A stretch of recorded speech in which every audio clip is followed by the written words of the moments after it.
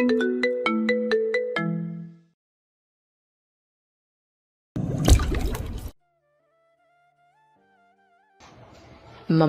কি খবর বলো? কোনো জবাব এলো না। আয়দান আরো কয়েক পা এগিয়ে শুধালো, ক্ষুধা লেগেছে। রোজদিন নাকি দুপুরের খাবারটা দিতে বলি, আমার হাতে খাবে। কিছু লাগবে না, আমার পাশে এসে একটু বসো আয়দান। পারতপক্ষে জেসমিন কখনো আয়দানকে তুমি করে ডাকেন না, তুই করেই ডাকেন। ডাকতেন তুমি বলতেন তিনি জায়দানকে।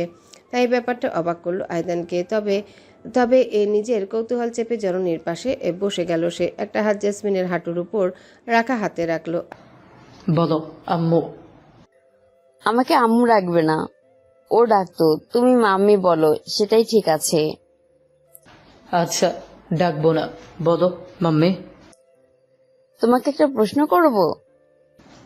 করো। আমি কি ভুল? আয়দান মোলায়েম হাসলো, নিজের মায়ের হাতটা চেপে জবাব দিল, মায়েরা কখনো ভুল হয় না। একদম, আমিও সেটাই ভেবে বের করেছি, আমি ভুল না। তুমি আমার মা হিসেবে ভুল নাও, কিন্তু বড় ভাইয়ের মা হিসেবে ভুল, কারণ তুমি তার মা হতে পারোনি মাম্মি। ঝটকা মতন খেলেন বুঝি জেসমিন। আয়দান শুধু কাঁপুনি টের পেল তার শরীরের। আমরা কেউই ওর পরিবার হতে পারিনি, এটা ওর সফলতা এবং আমাদের ব্যর্থতা। জেসমিন আর কিছুই বলল না, নড়লেন না।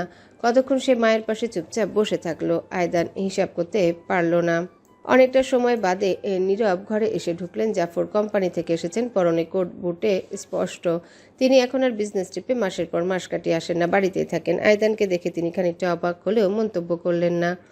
নীরবে এসে বিছানায় একদম কোনায় বসলেন, মা ছেলে থেকে বহু দূরে। তারপর বললেন, ফোন করে ডাকলে আমায় কি বলতে চাও জেসমিন? জেসমিন দীর্ঘক্ষণ উত্তর করলেন না। অতঃপর তার কণ্ঠ থেকে ধ্বনিত হলো, let's get divorced Zafar. Meeting room জুড়ে পিনপতন নীরবতা। শুধুমাত্র হোস্টের কণ্ঠস্বর ধ্বনিত হচ্ছে মাইক্রোফোনে। পিছনের প্রজেক্টরের স্ক্রিনে পাইচার্ট ভেসে আছে, সঙ্গে টেন্ডারের সকল তথ্য। সেগুলো ইংরেজি ভাষায় অত্যন্ত দক্ষভাবে ক্লায়েন্টদের সামনে উপস্থাপন করছে হোস্ট ছেলেটা। তাকবীর লম্বা টেবিলের প্রধান চেয়ারে বসে সবটা দেখছেন। তার বুকের ভিতর ধুকপুক করছে। এটা তার জীবনের সর্ববৃহৎ ডিল হতে চলেছে। কিছুদিন আগে ফ্রান্সের একটা ব্যবসায়িক প্রতিষ্ঠানের সঙ্গে কাজ করার জন্য চুক্তিবদ্ধ হয়েছে তার কোম্পানি। যে সে কোনো প্রজেক্ট এটি নয়, রীতিমতো 1000 কোটি টাকা মূল্যের সোনার হরিণ। একবার যদি এই ডিল সফল হয়ে যায় তাহলে তাকে আর পিছনে ফিরে তাকাতে হবে না। তরতর করে বাড়বে কোম্পানি, বাড়বে প্রভাব প্রতিপত্তি। হাজারো কোটি টাকার মাইলস্টোন ছুঁয়ে গেলে বাংলাদেশের একজন ব্যবসায়িক টাইকুনে পরিণত হয়ে যাবেন তিনি। সেই স্বপ্নটাই তো বুনে এসেছেন আজীবন। অভিজাত মহলের সিংহাসনে বসে হুকুমের ছড়ি ঘোরাবেন। আগের মতন ছোট ভাইয়ের চাকরিগিরি করতে হবে না, বড় ভাইকে। ঠিকই তো, তকদির তো তাকে নিজের চাকরি মনে করত। ওই তকদির হোসেনের থেকে তার প্রাপ্যতা অনেক বেশি। ফ্রান্স থেকে আসা ফরাসি প্রতিনিধিরা টেবিলের একপাশে বসে অত্যন্ত মনোযোগ দিয়ে সবকিছু শুনছে এবং দেখছে। হোস্ট প্রজেক্টের সামনে দাঁড়িয়ে বলছে, আমরা প্রফিট মার্জিন বাড়াতে চাইলে বাংলাদেশের এই স্থানগুলোর কনজিউমারদের টার্গেট করতে পারি, কারণ এদেশে মানুষ বেশি প্রোডাক্টের থেকে বিদেশি প্রোডাক্ট বেশি পছন্দ করে। সেক্ষেত্রে আমরা কনজিউমারদের হোস্ট মাঝে পথেই থেমে গেল। প্রজেক্টরে স্ক্রিন কেমন যেন ডিস্টারবেন্স দেখা দিচ্ছে, গ্লিচ হচ্ছে। ভ্রু কুচকে তাকবীর তৎক্ষণাৎ অদূরে নিয়ন্ত্রণ প্যানেলে থাকা কর্মীদের দিকে তাকালেন। হুমড়ি খেয়ে পড়ল বেচারা ল্যাপটপের উপর। তাকবীর খানিকটা হেসে ডিলারদের বোঝাতে চাইলেন, sorry, technical fault, I hope you don't mind. Laptop কাজ করছে না। একজন ছুটে এসে তাকবীরের কানে ফিসফিস করে জানালো। তিনি নড়ে চড়ে বসলেন, কোনো মতে নিজের রাগ লুকিয়ে দাঁতে দাঁত পিষে মৃদু আওয়াজে বললেন, কাজ করছে না মানে কি? ল্যাপটপ নিজে নিজেই চলছে। নিজে নিজে চলছে? তাকবীর কথাটা শেষ করতে আতকে ওঠার ধ্বনিতে পরিপূর্ণ হয়ে গেল গোটা মিটিং রুম। ডিলার সকলে বিস্ফোরিত দৃষ্টিতে দেখছে স্ক্রিন। তাদের দৃষ্টি অনুসরণ করে তাকাতে তাজ্জব বনে গেল তাকবীর। সমস্ত স্ক্রিন জুড়ে ভাসছে তার নিজের একটা ছবি। সেই ছবির উপর লাল কালিতে লেখা একটি বাক্য জ্বলছে নিভছে, ঠিক যেন লাল টকটকে বিপদ সংকেতে siren. I am a murderer. একেবারে অতর্কিতে বেজে উঠল সাইরেন, পুলিশের সাইরেনের মতো। সমস্ত মিটিং রুম কেঁপে উঠল। কয়জন তো সইতে না পেরে ভয়ে চেয়ার থেকে লাফিয়ে উঠে পড়ল চিৎকার করতে করতে। সমস্ত মিটিং রুম ভরে গেল বিশৃঙ্খলায়। তাকবীর তখনও হতবাক হয়ে দেখলেন স্ক্রিন এবং তাতে ভাষা বাক্যটা। কিছুক্ষণ পর নিজের কেবিনের প্রত্যেকটা জিনিসপত্র এদিক সেদিক ছুঁড়ে নিজের রাগ ঝেড়েছেন তাকবীর। কিছুতে নিয়ন্ত্রণ করতে পারছেন, এমন ভয়ানক অনুভূতি হচ্ছে তার। কোনো মতে এই ডিলারদের কিছু একটা বুঝিয়ে সরানো হয়েছে ঠিকই, কিন্তু তিনি নিশ্চিত এই ডিল তার কপালে জুটছে না। বিদেশি প্রতিষ্ঠানগুলো কখনো কাঁচা কাজ করে না, তবে ডিলের থেকে বড় চিন্তা এখন তার সম্মান এবং রেপুটেশন। আজ মিটিং রুমে যা হয়েছে তা যদি কোনোভাবে ফাঁস হয়ে যায় তাহলে সবকিছু শেষ। তার তিলে তিলে গড়ে তোলা প্রত্যেকটা জিনিস এক ঝটকায় ধূলিসাৎ হয়ে যাবে। স্যার, আপনি চিন্তা করবেন না, ব্যাপারটা আমরা সামলাচ্ছি। বিপরীত দিকের চক্রান্ত এবং গুজব সবকিছুই ওনারা নিশ্চয়ই বুঝবে। বড় বড় মানুষদের কত শত্রু থাকে। অ্যাসিস্ট্যান্ট লোকটা বলতে তাকদির খেকিয়ে উঠল। হ্যাঁ, মাথা মোটা তাই করো গিয়ে। এতগুলো মাছ ধরে গাধার মতন খেতেছি এই দিন দেখার জন্য। মাঝপথে ল্যাপটপ নিয়ন্ত্রণ হারা হয় কি করে? চেক করে দেখো না তোমরা। আজকে আমি সবার চাকরি খাবো, সবার। বলেই কয়েকটা ফাইল অহেতুক ফ্লোরে ছুঁড়ে ফেলে ঝড়ের বেগে কেবিন থেকে বেরিয়ে এলেন Takbir. I am a murderer. তাকবীরের চোখ জুড়ে এখনো ভাসছে বিশাল প্রজেক্টর স্ক্রিনে ভেসে ওঠা বাক্যটা। কিছুতেই মাথা থেকে বের করতে পারছেন না তিনি স্মৃতিটুকু। দম বন্ধ করা ভয়ানক এক অনুভূতি। বেখেয়ালি পদক্ষেপে করিডোর বেয়ে এগোতে সামনের দৃশ্যটাকে সম্পূর্ণ জমিয়ে দিল। দণ্ডায়মান সাবিন, মুখে বিরাট এক প্রফুল্ল অভিব্যক্তি, বাঁকা হাসি মাখা ঠোঁটে শক্তিশালী প্রভাবের অধিকারী রমণী নিজের হাতে ধরে রাখা একটা বক্স তুলে তাকবীরকে দেখিয়ে বলল। তোমার ভীষণ বিরিয়ানি পছন্দ না তাই না চাচু? আতঙ্কে শিরশির করে উঠলেন তাকবীর। তবে কি সাবিন এগিয়ে এলো তার দিকে। পায়ের হিল জোড়া ঠকঠক ধ্বনি তুলল শক্ত টাইলস বিছানো মেঝেতে। শুনেছি আজ তোমার ফরাসি কোম্পানির সাথে বিরাট বড় 1,000 কোটি টাকার ডিল এগ্রিমেন্ট মিটিং ছিল। কংগ্রেচুলেশনস। এটা দেখো সেলিব্রেট করতে নিয়ে এসেছি নিজের হাতে রেঁধে, শুধু তোমার জন্য চাচু। তাকবীর কেন যেন আর সইতে পারলেন না। মস্তিষ্ক বুঝে ওঠার আগে মনের আক্রোশে হুঙ্কার দিয়ে উঠলেন। Sabin Hossain, I will kill you. আর একবার আমার স্ত্রীর উপর চিৎকার করে দেখুন, আপনার জিভ কত হাত লম্বা সেটা দৈর্ঘ্য মাপতে আমার কোনো স্কেলের প্রয়োজন হবে না। থমকে গেলেন তাকবীর। হতবাক হয়ে দেখলেন সাবিনের ঠিক পিছনে এসে দাঁড়ানো সুদীর্ঘ পুরুষটিকে। চশমার উপাস থেকে চেয়ে আছে শীতলতম ধারালো বাদামি তীরের ফলা। সাবিন মাথা কাত করে তাকালো তার দিকে, আবারও বলল। চাচু বিরিয়ানি খাবে না? তার কথার পিঠে জায়দান সুগভীর হিমশীতল কণ্ঠে বলল। আমার স্ত্রী শখ করে বানিয়ে এনেছে, একটা ভাতের দানাও যদি মিস যায়, I will make you lick her shoes, my dear uncle. ঘটনার সূত্রপাত বেশ অনেকদিন আগে, যখন মীরা এবং জায়দান উভয়কে হারিয়ে আমি এই জগতে একদম একাকী হয়ে গিয়েছিলাম। ততদিনে মিসিরের কাছ থেকে জানতে পেরেছি জমির আসল মালিক এখন আমার বড় চাচা, ব্যাংক নয়। বুঝতে কিছুই আর বাকি থাকেনি আমার। আমাকে বেশ বড় সড়ো একটা ঘোল খাওয়ানো হয়েছে।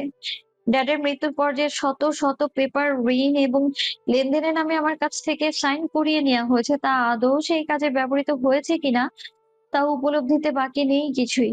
তবে আমার কাছে কোনো প্রমাণ ছিল না, তাই আমি চাইলেও তাকবীর চাচার বিরুদ্ধে কোনো অভিযোগ আনতে পারতাম না। ফোনে হয়ে ছুটেছি এদিক সেদিক। এমন কোনো উপায় বাকি ছিল না যা আমি অবলম্বন করে দেখিনি। অনেকটা দৈবিক ভাবেই তখন আমার সঙ্গে যোগাযোগ হয় এক ব্যক্তির, আবু কাসিম, ড্যাডের প্রাক্তন পিএ। এই মানুষটাকে অনেক বেশি ভরসা করতো ড্যাড, আমি জানতাম। তবে ড্যাডের মারা যাওয়ার পর তিনি এক প্রকার অলক্ষ্যে চলে গিয়েছিলেন। তার সঙ্গে আমার কোনো কথাও হয়নি। তবে এরপর আমি যা হলো, আমি আমার নিজের সন্দেহের কথা জানানোর পরেই তিনি আমাকে যে কথাটা বললেন তাতে আমার আত্মা শুকিয়ে উঠেছিল। আবু কাশিমের ভাষ্য মতে আমার ড্যাড মারা যাননি, বরং তাকে খুন করা হয়েছে। বিয়ে হয়ে যাওয়ার পর নিজের জীবনের ব্যস্ততা এবং ড্যাডের উপর চাপা ক্ষোভ থেকে আমাদের সম্পর্কে একটা দূরত্ব সৃষ্টি হয়েছিল। সেটা বসিয়ে ওঠার সুযোগ পাইনি আমি কোনোদিনও। ডিভোর্সের পরপর সকল কুল হারিয়ে যখন ড্যাডের দুয়ারে গেলাম, তখনই জানলাম হার্ট অ্যাটাকে মৃত্যু হয়েছে তার। ওই সময়টা একজন মেয়ে হিসেবে শোকের থেকে বড় কিছু মাথায় আসেনি আমার। কাউকে জিজ্ঞাসা করিনি কিভাবে কি হয়েছে। শুধু ড্যাডের নিথর শরীরটা দেখেছি। জায়দান এবং তার পিতা জাফর এসেছিল শেষ দেখা দেখতে। তবে তখন আমি কারো সঙ্গে কিছু বলার অবস্থায় ছিলাম না। স্বাভাবিক মৃত্যু হিসেবে ধরেই সবকিছু করা হয়েছিল। বড় চাচা তাকবীর আগ বাড়িয়ে সব সামলাচ্ছিলেন দেখে মনে মনে শান্তিও পেয়েছিলাম আমি। অথচ একবারের জন্যও মাথায় দ্বিতীয় চিন্তা আসেনি আমার। আবু কাশিমের বক্তব্য ভিন্ন ছিল। শেষ সময়টাই সেই ড্যাডের পাশে ছিল সব থেকে বেশি। দিন দিন নাকি ড্যাডের শরীর খারাপ হচ্ছিল, অথচ তিনি আমাকে কিছুই জানাননি। কিছু সন্দেহ ছিল নাকি নিজের সময় শেষ ভেবেছিলেন কে জানে। তিনি আমাকে সহায় সম্পত্তি লিখে দিয়ে যাওয়ার জন্য কাগজপত্র তৈরি করেছিলেন। তবে একদিন হঠাৎ করে কি হলো আবু কাশিমও জানে না। কল পেয়ে যখন ছুটতে ছুটতে ড্যাডের কাছে গেলেন, ততক্ষণে নাকি তিনি প্রাণ ত্যাগ করেছিলেন। তাকবীর আর রাহান উভয় উপস্থিত ছিল। তখন কাশিম এমন এক ঋণের কথা জানতে পারেন যেটা ড্যাডের ব্যক্তিগত পিএ হয়েও এতদিন তার ধারণায়ও ছিল না। কিসের ঋণ? কোথাকার ঋণ? ড্যাডের কোনো ঋণ তো ছিলই না। উপরন্তু কিছু প্রতিষ্ঠানের কাছে তিনি টাকা পেতেন। তখন তাকবীর চাচা ঠান্ডা মাথায় আবু কাসিমকে বলেছিল, পরিবারের ভেতরে এমন অনেক সত্যই থাকে যা বাইরের মানুষকে জানানো যায় না।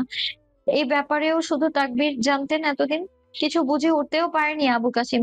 এর আগেই তাকে ছাঁটাই করে পাঠিয়ে দেওয়া হয়েছিল। স্বয়ং আহান নাকি বার কয়েক হুমকি দিয়েছিল তাকে, যদি বেজায়গায় মুখ খুলতে যায় তাহলে পরিণাম ভালো হবে না। আবু কাসিম কোথাও মুখ খোলেনি, কার কাছে খুলবে? কেনই বা খুলবে? সবটাই কেমন সাজানো গোছানো নিখুঁত ভাবে পরিকল্পিত ছিল। সে দূরে থেকেছে গা ঢাকা দিয়ে নিজের মতো করে। যতদিন না আমি তাকে খুঁজে বের করেছি, তার পুরাতন বসের মেয়ের সামনে সে চুপ করে থাকতে পারেনি। কারণ তাকবীর হোসাইন শুধু তার একজন বস ছিলেন না, ছিলেন একজন শিক্ষক এবং জ্যেষ্ঠ তুল্য আপনজন। এত এত খটকা সূত্র এবং সত্যি জানার পর পানির মতো পরিষ্কার হয়েছে সবটা। কিন্তু একটা সমস্যা কিছুতেই আর ঘোচানো গেল না, প্রমাণের অপর্যাপ্ততা। কাশিমের মুখের কথা যথেষ্ট নয়, নথিপত্রে প্রমাণ দরকার, যেটা আমার কাছে নেই। যদি আমাকে দিয়ে সাইন করিয়ে নেওয়া কাগজগুলো জাল করে কোনোভাবে সম্পত্তি ট্রান্সফারের কাগজ বানানো হয়ে থাকে, তাহলে সেটা অস্ত্র হিসেবে ব্যবহার করবে আমার চাচা। আমি তাকে অভিযোগ তো দায়ের করতে পারবো না। এছাড়া আর এর প্রমাণই বা কোথায় সে আসলেই ড্যাডকে খুন করেছে? আইন প্রমাণ চায়, সেটা তো আমি দিতে পারতাম না। জায়দানের সঙ্গে পুনরায় সম্পর্ক গড়ে ওঠার পর একদিন সময় নিয়ে আমি তাকে সব বলেছিলাম। খানিক আতঙ্কিত ছিলাম এই ভেবে যে স্বামী আমাকে ফিরে আসতে বলবে। সে আজীবন চেয়েছে আমি যেন কোনো রকম বিপদ আপদ থেকে দূরে থাকি। তবে আমায় অবাক করে দিয়ে সেদিন জায়দান আমার হাত ধরে বলেছিল, তোমার সাথে আমি আছি। এরপর আর পেছন ফিরে তাকাতে হয়নি আমাকে। নিজের জননীর কাছে জেনেছিলাম সর্বদাই নিজের ছোট ভাইয়ের জিনিসের প্রতি চোখ ছিল তাকবীর চাচার। সেই নজর থেকে বাদ পড়েনি আমার মা সাবিনাও। ড্যাড বেঁচে থাকতে কোনোদিনও সাহস না করলেও সবকিছু হাসিল করে ফেলার পর অনেকবার আম্মুর সঙ্গে সম্পর্ক করতে চেয়েছিলেন তিনি। এমন ঘৃণ্য কথাগুলো শুনে রাগে আমি দিক বিদিক জ্ঞান হারিয়ে ফেলেছিলাম। তবে তখন একটা উপায়ও আমার কাছে ধরা দিল। যদিও এতে আম্মুকে ব্যবহার করার মতো বিষয়টা আমার বুকে বেঁধেছিল ভীষণ ভাবে, তবে আম্মু বেশ স্বাভাবিকভাবেই মেনে নিয়েছেন নিজের স্বামীর ন্যায় বিচারের কথা ভেবে। জাদান আমার সাথে ছিল, মিসিরেরও অবদান ব্যাপক। তাকবীর চাচার বর্তমান অবস্থান এবং কাজ সম্পর্কে কর্পোরেট জগৎ থেকে সেই আমাদের তথ্য পাচার করেছে।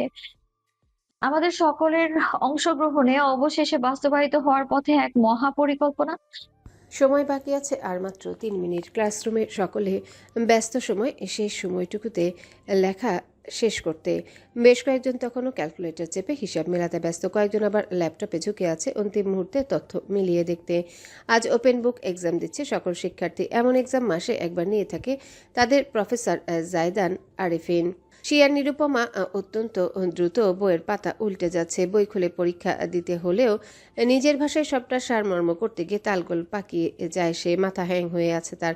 ঠিক এমন সময় পাশ থেকে বান্ধবী খুঁচিয়ে ডাকলো তাকে। ভীষণ বিরক্ত হলো নিরুপমা। কি ডিস্টার্ব করিস না তো? নীরু, প্রফেসরকে দেখ একবার। এতক্ষণে খেয়াল করলো নিরুপমা ক্লাসের প্রায় সকলেই নিজেদের লেখা থামিয়ে সামনের দিকে চেয়ে আছে। তাদের দৃষ্টি লক্ষ্য করে তাকাতে নিরুপমা এমন এক দৃশ্য দেখলো যা সে নিজের সব থেকে সুন্দরতম স্বপ্ন কোনোদিনও কল্পনা করতে পারেনি। ডায়াসের একপাশে দাঁড়িয়ে আছে জায়দান, কফি বর্ণের শার্ট এবং কালো ফর্মাল পরনে। স্যুটটা খুলে টেবিলের একপাশে রেখেছে। সেই টেবিলে এক হাত ঠেকিয়ে দাঁড়িয়ে আছে। চশমার অন্তরাল থেকে বাদামি নয়নজোড়া চেয়ে আছে নিজের অন্য হাতে ধরে রাখা ফোনের দিকে। বিস্ময়কর ব্যাপারটি সেটি নয়, অবিশ্বাস্য বিষয়টা হলো জায়দানের ঠোঁট জুড়ে সূক্ষ্ম এক হাসি রেখা। যে প্রফেসরকে জীবনে কোনোদিনও সামান্যতম ভ্রু তুলতে অবধি দেখেনি কেউ, সে কিনা নিজের ফোনের দিকে চেয়ে মিটিমিটি হাসছে। হ্যালির ধূমকেতুও এর চাইতে কম দুর্লভ। গোটা ক্লাসের দৃষ্টি সম্বন্ধে সম্পূর্ণ অজ্ঞাত জায়দান মগ্ন নিজের জগতে। স্ক্রিনে ভার্সেস দুটো শাড়ির ছবি পাঠিয়েছে সে, খুব সম্ভবত অনলাইন অর্ডার করবে। লালডা না কালাডা? তোমার যেটা ভালো লাগে। আমার তো সেকেন্ড ফ্লোরের মাহমুদ সাহেবকেও ভালো লাগে। আমার ঐশ্বর্য রায়কে ভালো লাগে।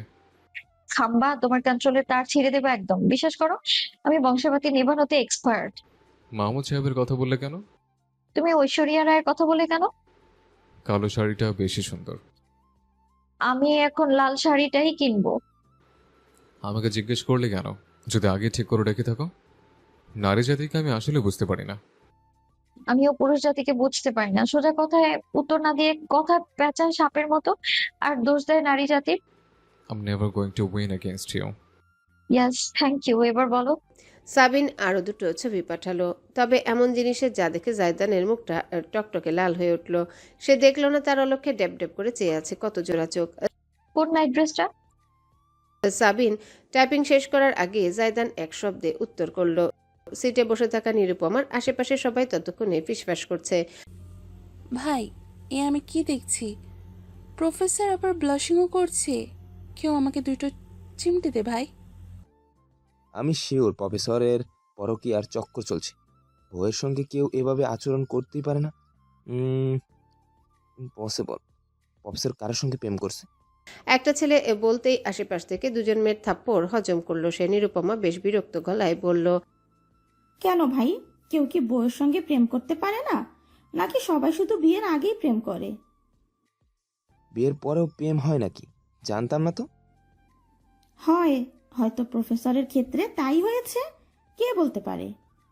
পাশ থেকে আরো দুজন বলল, প্রফেসর বিবাহিত? Seriously? I can't take it. হাড়টা ভেঙে টুকুস করে মরে যাব। গুঞ্জন বুঝি একটু বেশি জোরালো হলো। তাতেই হুশ হলো জায়দানের।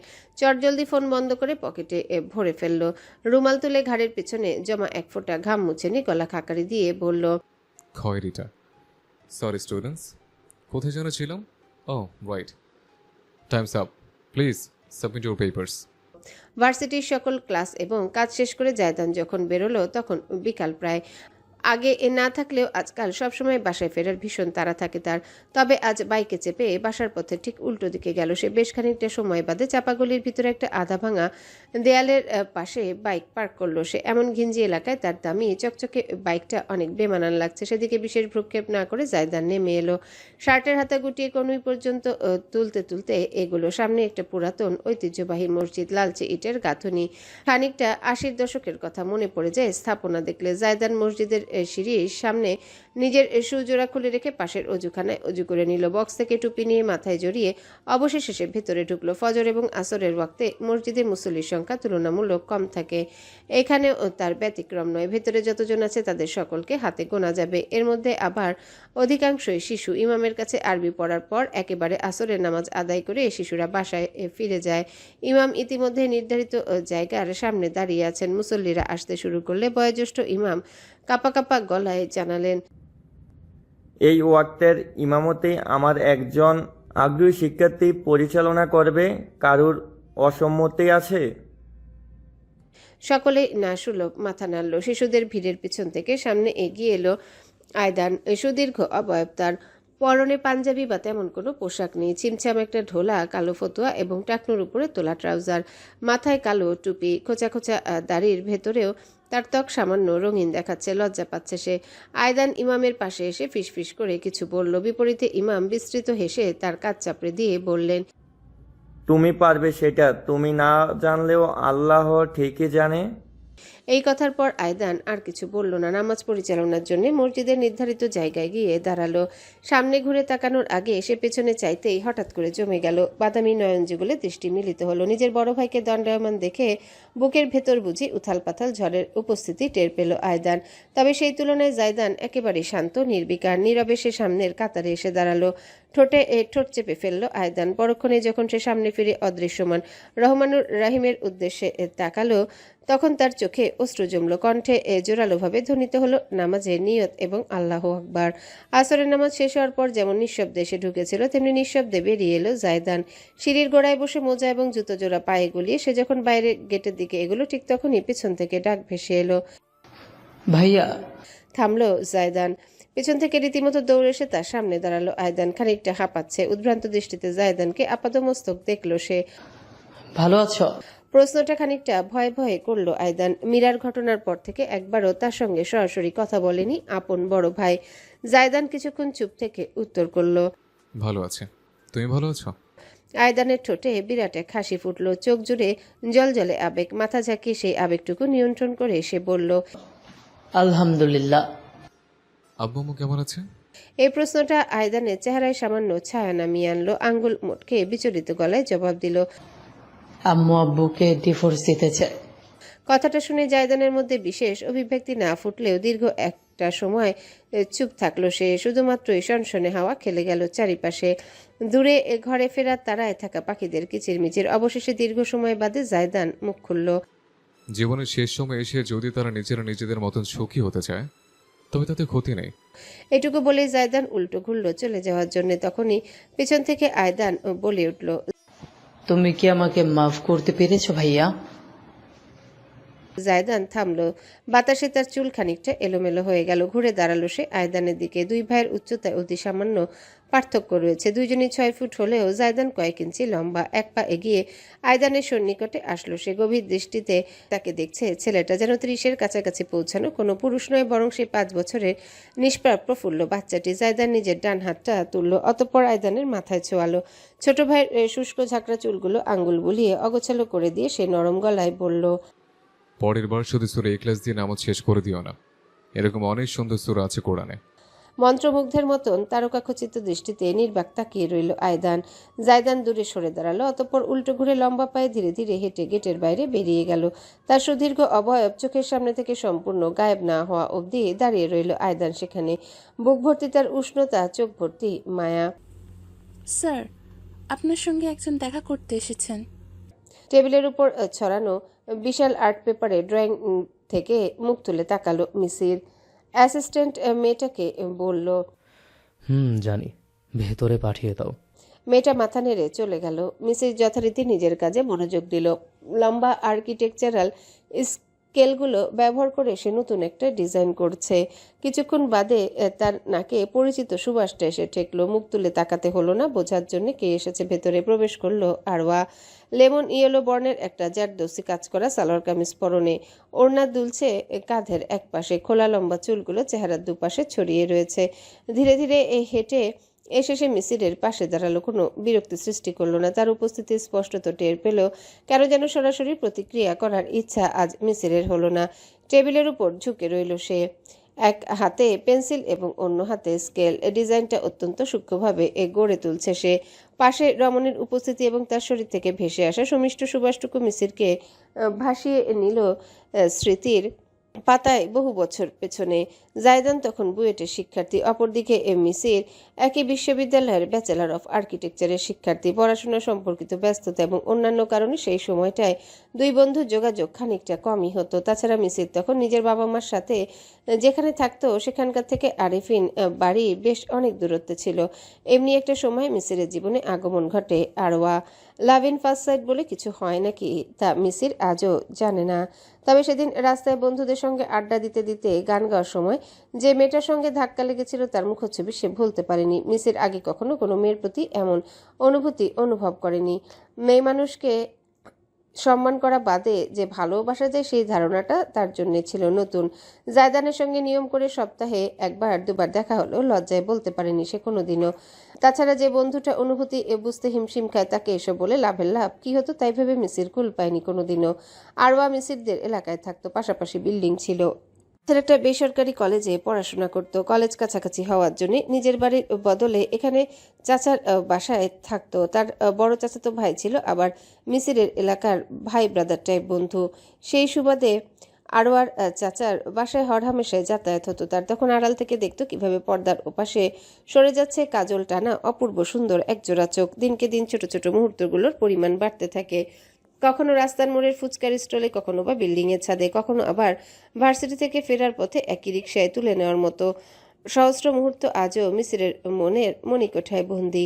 আরওয়া তখন তাকে ভাইয়া বলে ডাকতো। সেই ভাইয়া ডাকটা শুরুতে আদুরে লাগলেও পরে অসহনীয় হয়ে ওঠে। একদিন আইসক্রিম খেতে খেতে রেল লাইনের ধার ধরে হাঁটতে হাঁটতে মিসির বলেই ফেলেছিল, আমাকে ভাইয়া বলে ডেকো না প্লিজ। তবে কি ডাকবো, ভাইয়া? মিসির, শুধুই মিসির। সেই দিনটা কোনোদিনও ভোলা সম্ভব না, কারণ ওই দিনের পরে আমূল বদলে গিয়েছিল মিসির এবং আরওয়ার সম্পর্ক।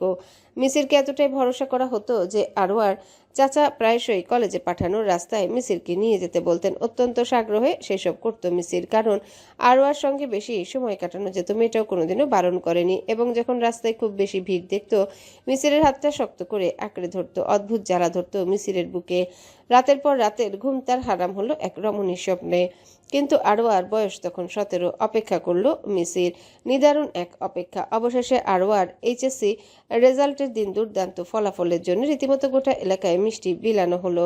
সেদিনের সেই সুখকর দিনটায় যখন বাসার সবাই উদযাপনে ব্যস্ত ছিল, তখন আরওয়া হাতটা ধরে ছাদে নিয়ে গিয়েছিল মিসির। তার লতানো কবজিতে প্রিয় রং বেরঙের কাচের চুড়ি গলিয়ে দিয়ে মিসির অত্যন্ত আবেগী কণ্ঠে বলেছিল, ভালোবাসি, সে প্রথম প্রেম আমার নীলাঞ্জনা।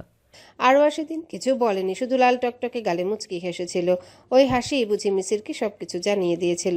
পরিপূর্ণ হয়ে উঠেছিল তার সমস্ত অন্তর। মিসিরের স্বপ্ন ভেঙেছিল ঠিক পরের দিনই। হুট করে আরওয়ার সঙ্গে তার যোগাযোগ বন্ধ হয়ে যায়। চাচার বাসায় বাহানা নিয়ে গেলে বলা হতো বাসায় নেই টাইপ কথা। এদিকে আরওয়ার চাচাতো ভাই, সেও কেমন মিসিরকে দেখলে তীক্ষ্ণ নজরে দেখা শুরু করলো। মিসির বুঝলো না সে দোষটা কি করেছে। অবশেষে একদিন আরওয়া এলো তার কাছে। ভার্সিটি থেকে ফেরার পথে রাস্তার ধারে তাকে এক গলিতে ডেকে নিয়ে আরওয়া জানায়, আমাকে মাফ করবেন, কিন্তু তোমাকে আমি একজন ভাইয়ের নজর ছাড়া অন্য কোনো নজরে দেখিনি মিসির। আমি তোমাকে ভালোবাসি ঠিক, কিন্তু একজন ভাইয়ের মতন ভালোবাসি। মিসির আজও জানে না সেদিন ঠিক কেমন অনুভূতি সে অনুভব করেছিল। সত্যিটা পরবর্তীতে সামনে আসে তার। আরওয়া আরও 1 বছর আগে থেকে নিজের চাচাতো ভাইয়ের সঙ্গে প্রেমের সম্পর্কে আবদ্ধ ছিল। পাগল প্রায় হয়ে গেছিল। আজ লজ্জা হয় সেসব কথা মনে করলে। অথচ মিসির আর আরওয়ার 2 হাত ধরে কেঁদে অত্যন্ত আকুল হয়ে বলেছিল, প্লিজ হারোয়া, আমাকে দূরে সরিয়ে দিও না। আমি আজীবন শুধু তোমার বন্ধু হয়েই থেকে যাব, না হয় আমাকে শুধু তোমার একটুখানি কাছে থাকতে দিও। আরওয়া তাকে কাছে থাকতে দিয়েছিল ঠিকই, কিন্তু কেমনভাবে কাছে থাকা তা মিসির ভাবেনি নিজেকে। ভাবলে নিজেকে নিজে ধিক্কার জানাতে ইচ্ছে করে। ইডেনে ভর্তি হয়েছিল আরওয়া। একটা ফোন কলে পাগলের মতন ছুটে যেত। কখনো আরওয়াকে সাবধানে দিয়ে আসতো, কখনো বা নিজের ক্লাস বাদ দিয়ে হলেও তাকে বাসায় পৌঁছে দিয়ে আসতো। মাঝে মধ্যে আবদার আসতো, মিসির, তুমি তো আর্কিটেকচার পড়ছো, জ্যামিতি ড্রয়িং ভালো পারো, আমাকে একটু এটা করে দেবে প্লিজ? আমি না আজ একটা শার্ট কিনেছি, কিন্তু নিজের হাতে ওকে দিতে লজ্জা করছে। তুমি তোর বন্ধু, একটু দিয়ে দেবে প্লিজ? আর হ্যাঁ, দেওয়ার পর বলবে যেন এই নিয়ে বাসে আমার রুমে এসে কোনো অসভ্যতামি না করে। ওর খুব গেমিং পছন্দ। আমার তো ছেলেদের যন্ত্রপাতি সম্পর্কে বিশেষ ধারণা নেই। কালকে বার্থডে গিফট দেব। চলো না মিসির, আমাকে কোনো ভালো শপে নিয়ে চলো। সারাদিন এত মাইগ্রেনে ব্যথা ছিল, অ্যাসাইনমেন্টও করা হয়নি। একটু করে দিতে পারবে মিসির? মিসিরের মুখ থেকে কোনোদিনও না বোধক শব্দ বের হয়নি, কোনোদিনও না। সে চাতক পাখির মতন এমন এক আশায় ছিল যা কখনো পূরণ হওয়ার ছিল না। সে সারাটা জীবন বছর বছর ধরে বিশ্বাস করে গিয়েছিল একটা দিন আরওয়া তাকে বুঝবে, কোনো একদিন হয়তো আরওয়া তাকে ভালোবাসবে। চাচাতো ভাইয়ের সাথে ব্রেকআপও হয়ে গিয়েছিল আরওয়ার, মিসির অস্বীকার করতে পারবে না। সে খুবই খুশি হয়েছিল। আরওয়া যখন তার বুকে এসে কেঁদে কেটে একসার, তখন না পারতে মিসির কাঁপা কাঁপা গলায় বলেছিল, এবার আমাকে ভালোবাসবে নীলাঞ্জনা? সেদিন প্রথমবারের মতো আরওয়ার হাতের চর হজম করেছিল মিসির বিনা বাক্যে। ঠিকই ছিল আরওয়া, অমন মুহূর্তে কোনো মেয়েই বা এমন আহাম্মকি কথা শুনতে চাইবে। এরপরও কখনো আরওয়াকে ছেড়ে যেতে পারেনি মিসির। আরওয়া যখন ঢাকা ভার্সিটির একটা ছেলের সঙ্গে দ্বিতীয় প্রণয় হলো, তখন সে ছায়ার মতো অনুসরণ করে গিয়েছে আরওয়াকে। ছেলেটা তো মনেই করে ফেলেছিল মিসির বোধহয় আরওয়ার বড় ভাই। শুরুর দিকে প্রত্যেকে ডেটে মিসির থাকতো। নতুন প্রেম গভীর হলে ধীরে ধীরে মিসিরের দায়িত্ব কমে আসে। ওই এটা সেটা প্রয়োজনীয় কেনাকাটা, অ্যাসাইনমেন্ট, ড্রয়িং করে দেওয়া, নিরাপদে ভার্সিটি পৌঁছে দেওয়া, নিয়ে আসা ইত্যাদি ইত্যাদি। মিসির অত্যন্ত আবেগ নিয়ে আরওয়াকে জিজ্ঞাসা করত, নীলাঞ্জনা, তোমার কি মনে হয় আমাকে এক বিন্দু ভালোবাসা চায়? আরওয়া জবাব দিত হাসি মুখে, তোমাকে তো আমি ভালোবাসি, বন্ধুর মতন। আমি তোমার পুরুষের মতন ভালোবাসার কারণ হতে চাই। সেই জন্য তোমাকে অন্য কোনো মেয়ে দেখতে হবে যে? আরওয়া সত্যি সিরিয়াস ছিল। নিজের কয়েকজন বান্ধবীর কথাও সে মিসিরকে বলেছে। মিসিরের একজন ক্লাসমেটও ছিল। খুব সুন্দর একটা চিঠি এবং মিসিরের প্রিয় ডেজি ফুল দিয়ে ভালোবাসার আবদার করেছিল। মিসির ফিরিয়ে দিয়েছে। আরওয়াকে বলেছিল বিষয়টা। মেয়েটা রাগ হয়ে বলেছিল, তুমি এমনটা করলে কেন? আপুটা তোমাকে কত পছন্দ করে। সেদিন শুধু ফাঁপা হেসেছিল মিসির। নিজের ভালোবাসা বিলিয়ে দেওয়া মেয়েটাকে দেখেছিল প্রাণ ভরে। তার প্রিয় ফুল যে ডেজি, কথাটা ওই কখনো কথা না বলা মেয়েটা জানলেও আরও জানে না, আজও জানে না। মিসির, মোলায়েম কণ্ঠে ডাকটা কানে যেতে স্মৃতির দুয়ার বন্ধ করে বাস্তবে ফিরে এলো মিসের। দীর্ঘ প্রশ্বাস টেনে টেবিল থেকে মুখ সরিয়ে সোজা হয়ে দাঁড়ালো। মুখোমুখি হলো আরওয়া। না চাইতে অবাধ্য নয়নজোড়া আপাদমস্তক পর্যবেক্ষণ করলো রমণীকে। গেঁথে ফেললো তার নারী সুলভ চিত্র অন্তর মাঝে। বসো আরোয়া, চা কফি দিতে বলি। মিসির বলতেই মাথা নাড়ালো আরওয়া। হুম, আমি শুধু তোমার সঙ্গে দেখা করতে এসেছি, একটা কথা বলার ছিল। বলো তবে, শুনছি। ধন্যবাদ। মিসিরের ভ্রু উঁচু হলো। হাতের স্কেল টেবিলে রেখে দিয়ে সে শুধালো, ধন্যবাদ কিসের জন্য? তুমি যদি সাহস না দিতে তাহলে হয়তোবা আমি আমার পরিবারের বিপক্ষে নিজের জন্য দাঁড়াতে পারতাম না, আর না পারতাম জায়দান আরিফিনের সঙ্গে সম্পর্ক ভাঙতে। মৃদু হাসলো মিসির। নিজের ঘাড়ে হাত বুলিয়ে একবার একাত আরেকবার ওকাত করে বলল, ওয়েল, আমি ঠিক সম্পর্ক ভাঙার পক্ষপাতী নই। আমি শুধু বলেছি you should stand up for yourself. ব্যাপারটা পরিবারের বিপক্ষে যাওয়া কিংবা জায়দানের সঙ্গে সম্পর্কের মাঝে সীমাবদ্ধতা ছিল না। ব্যাপারটা তোমার আত্মমর্যাদার ছিল। তোমাকে পুতুলের মতো নিজ নিজ স্বার্থে সকলেই ব্যবহার করেছিল। Anyway, thanks for the thanks. আরোয়া দীর্ঘ সময়ের জন্য মিসিরের মুখের দিকে চেয়ে রইল। তারপর হঠাৎ করে বলে উঠল, অতীতের সবকিছুর জন্য তোমার থ্যাঙ্কস প্রাপ্য। জমে গেল মিসির। দৃশ্যমানভাবে মৃদু কম্পন খেলে গেল তার সমস্ত শরীরে। আরোয়ার চোখে তাকাতে পারল না সে। রমণী শুধালো, how about I take you to lunch today? সব শিওর। অস্ফুট স্বরে উচ্চারণ করলো মিসির। আরোয়া হঠাৎ করে তার অত্যন্ত সন্নিকটে এসে দাঁড়ালো। আলতো করে নিজের ডান হাতটা রাখলো ঠিক মিসিরের বুকের উপর। না চাইতেও শিওরে উঠল মিসির। তোমার শরীর আজও আমার ছোঁয়ায় ঠিক একইভাবে প্রতিক্রিয়া করে। মৃদু গলায় বলল আরওয়া। মিসিরের হৃৎপিণ্ড জোরালোভাবে স্পন্দিত হয়ে চলেছে। বাকরুদ্ধ হয়ে গিয়েছে সে। আরওয়া মুখ তুলে তার নয়নে নয়ন মিলিয়ে জিজ্ঞাসা করলো, আজ তোমাকে ভালোবাসতে বলবে না মিসির? ক্রিং ক্রিং। মৃদু রিংটোনের আওয়াজে ভরে উঠল গোটা কক্ষ। নিজের সম্মোহন থেকে বেরিয়ে আসলো মিসির। চটজলদি পকেটে হাত ভরল, ফোনটা বের করে নিল। কলার আইডিতে ভাসছে সাবিনের নাম। গলা খাকারি দিয়ে মিসির বলল, এক্সকিউজ মি। হ্যালো সাবিন, বলো। দূরে সরে দাঁড়িয়ে ফোনে কথা বলতে লাগলো মিসির। আরওয়া নিজের স্থানে ঠায় দাঁড়িয়ে এক দৃষ্টিতে দেখে গেল তাকে। জানালা গলে আসা সূর্যের সোনালি আলোয় রাঙা মিসিরের অবয়ব লাগলো বড্ড অপরূপ। ঘড়ির কাঁটা ঠিক 9-এর ঘরে। আমি জানি এক্ষুনি ভেতরে ঢুকবে সে। গোলাপি রঙের একটা কার্ডিগান এবং ধোলা জামা পরে দাঁড়িয়ে আছি আমি, হাতে মুন ফ্লাওয়ারের বুকে। চুলগুলো পাতলা বেনি করে দুপাশে ঝুলিয়ে রেখেছি। চোখ জুড়ে আমার বিরাট হাসি। আমার ধারণা মিলেও গেল। ঠিক রাত 9টা বাজতেই বাসার দরজা খুলে গেল। পিং পিং করে শব্দ হলো। অতঃপর ভেতরে পা রাখলো জায়দান। বাহুতে খুলে নেওয়া কোট ঝুলছে। একটা হাতে একটা ব্রিফ কেস, যাতে খুব সম্ভবত ল্যাপটপ এবং স্টুডেন্টদের টেস্ট শিট আছে। খানিকটা পরিশ্রান্ত চেহারা। মাথা তুলে আমাকে দেখে দরজায় থমকে গেল সে। অত্যন্ত সুখের হাসি মেখে দেখলাম আমার হাতে ফুল, জায়দানের অন্য হাতে আমার প্রিয় পেস্ট্রি শপের পেস্ট্রি। ওয়েল, স্বর্গের অবসরই আমার সংসারে নেমে এলো আজ। স্বর্গে ভালো লাগছে না বুঝি ম্যাডাম? খিলখিল করে হাসলাম, পায়ে পায়ে এগিয়ে গেলাম স্বামীর দিকে।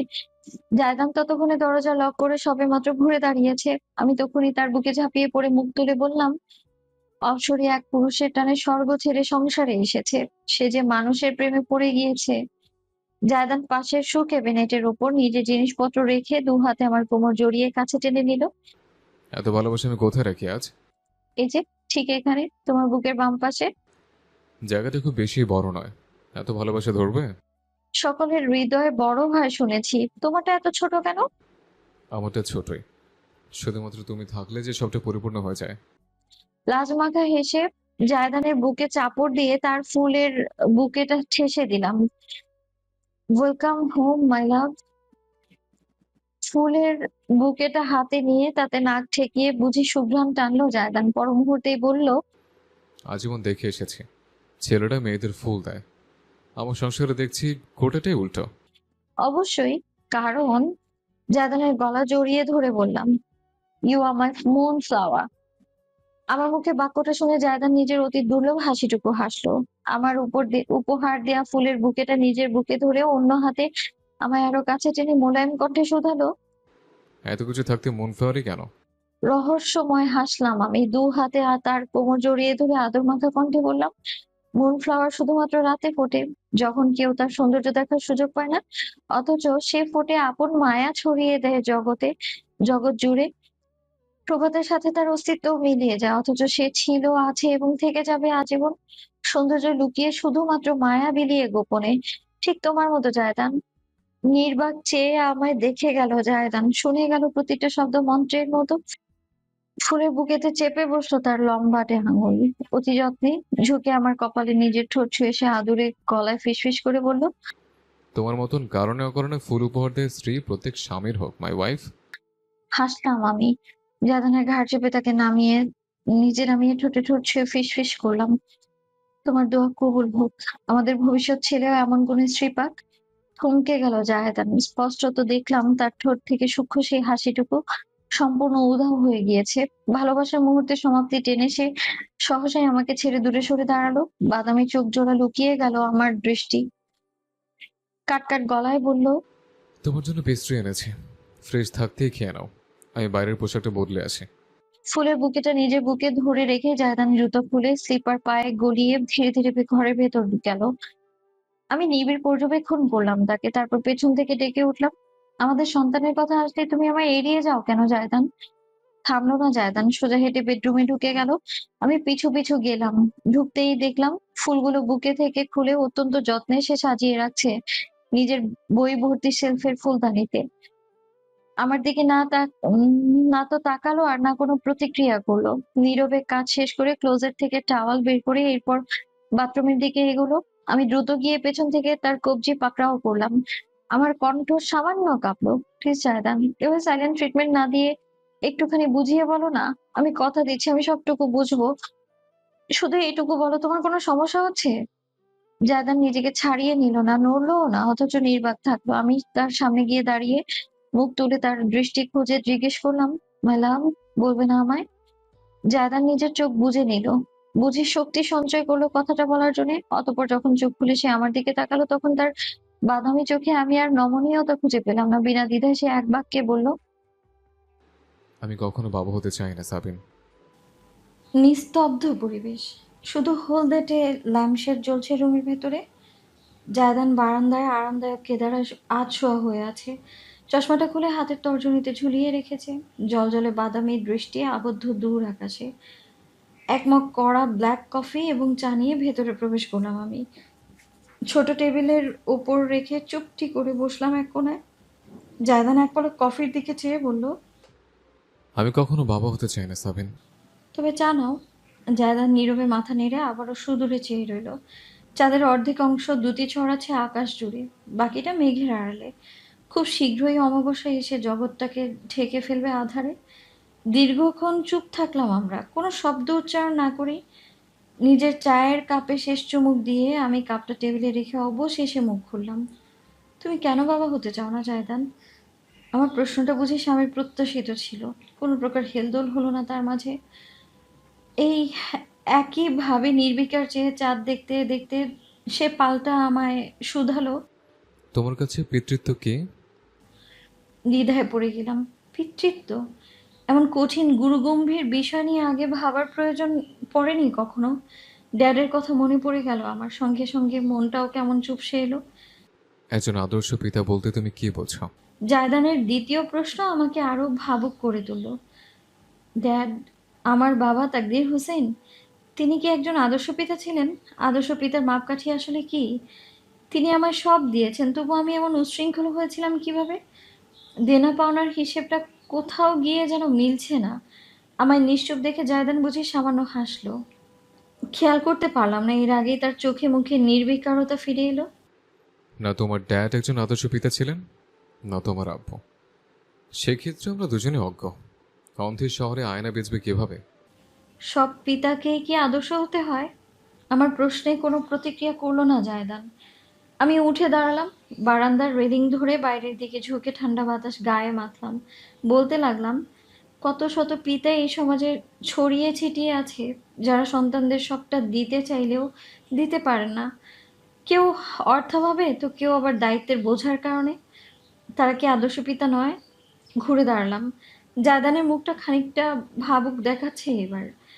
এগিয়ে গেলাম কাছে পায়ে পায়ে। পিতৃত্ব কোনো মাপকাঠি দিয়ে মেপে হয় না জায়দান, এটা স্রেফ হয়ে যায়। এই যে যেমন আমিও জানি না মাতৃত্বের ভার বইতে পারবো কিনা, অথচ যখন আমাদের কোলে একটা সন্তান আসবে, দেখবে কেউ শিখিয়ে না দিলেও আমরা ঠিক বুঝে নেব। এটা সৃষ্টিকর্তা প্রদত্ত ক্ষমতা। অনেক মানুষ হাজার শিখেও পারে না, আবার অনেক কিছু না জেনেও পেরে যায়। আমি তাহলে ওই না পারাদের দলে? ভ্রু কুচকে গেল আমার। কি বলে তুমি? জায়দান এবার সরাসরি তাকালো আমার দিকে।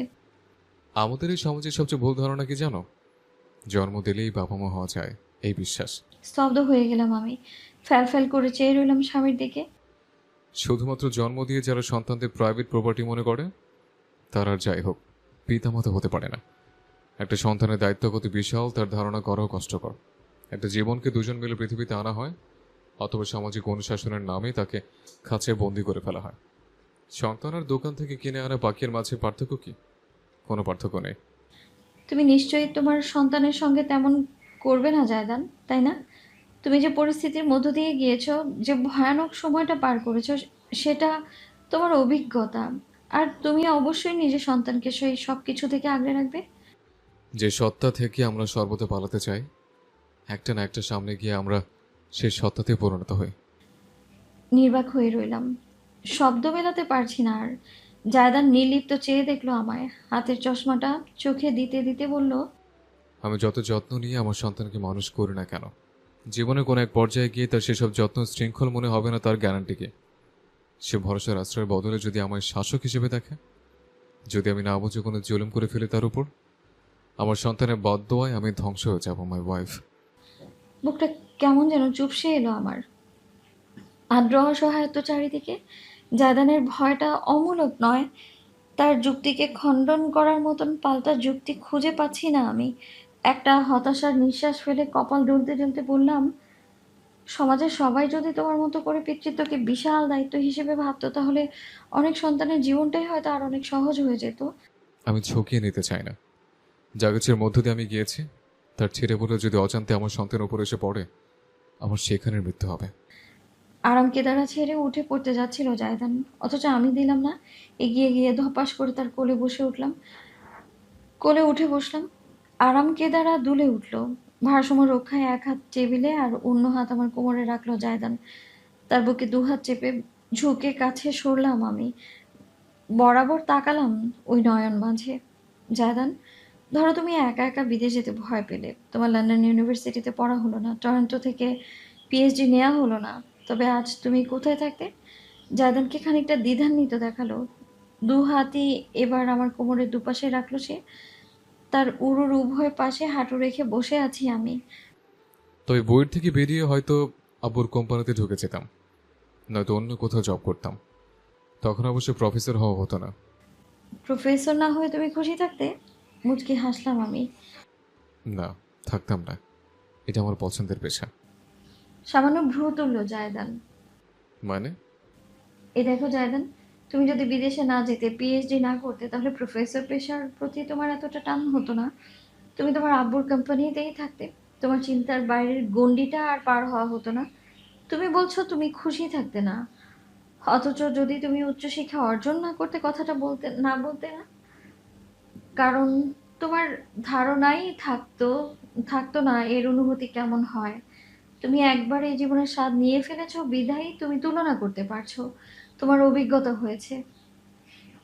জায়দান নীরবে চেয়ে রইল আমার দিকে, দু হাত তুলে নিজের হাতে রাজলায় তার মুখটা তুলে গভীর দৃষ্টি ফেলে বললাম, তুমি যে বাবা হতে ভয় পাচ্ছ, এই ব্যাপারটাও ঠিক তেমনই।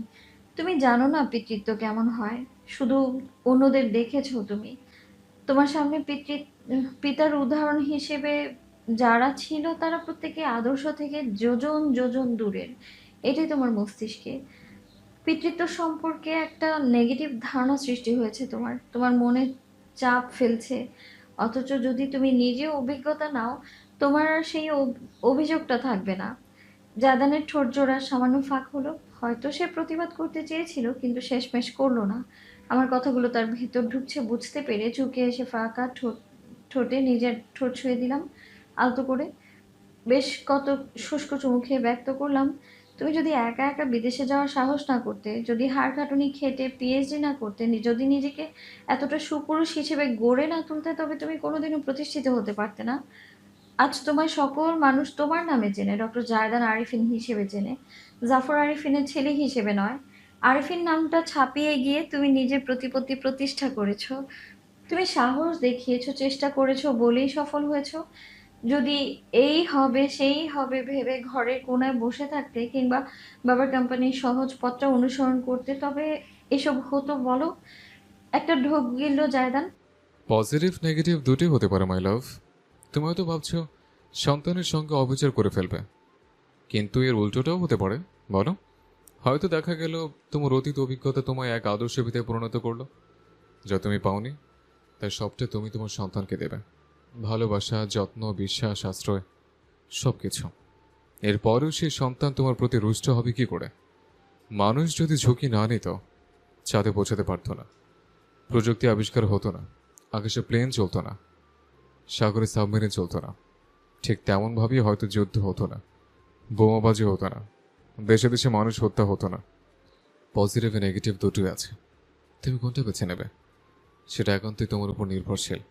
আমার মুখটা তুলে নিজের কাছে টেনে কপালে কপাল ঠেকালো জায়দান। চোখ বুজে তার অস্তিত্ব অনুভব করলাম।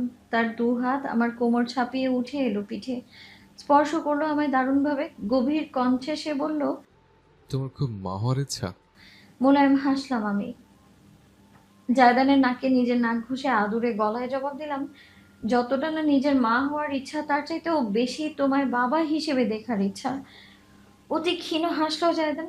মন্ত্র শব্দটি স্পষ্ট ভেসে এলো আমার কানে। আরাম কেদারায় দুলছি উভয়ে একই সাথে, একে অপরের সাথে লেপ্টে।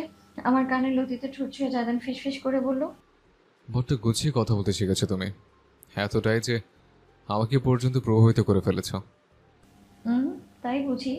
সবটা তোমার থেকেই তো শিখেছি। Emotional blackmail? No, intellectual blackmail. এবার আরেকটু জোরে শব্দ করে হাসলো জায়দান।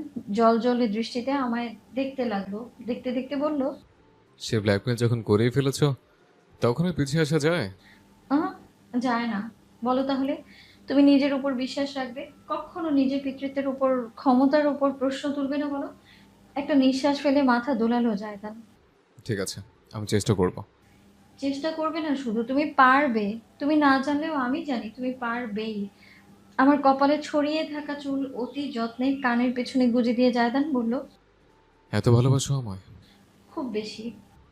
সবসময় পাশে থাকবে আমার? পরকাল পর্যন্ত। আমার উত্তর শুনতেই জায়দানের চেহারায় অদ্ভুত এক অভিব্যক্তি ভর করলো।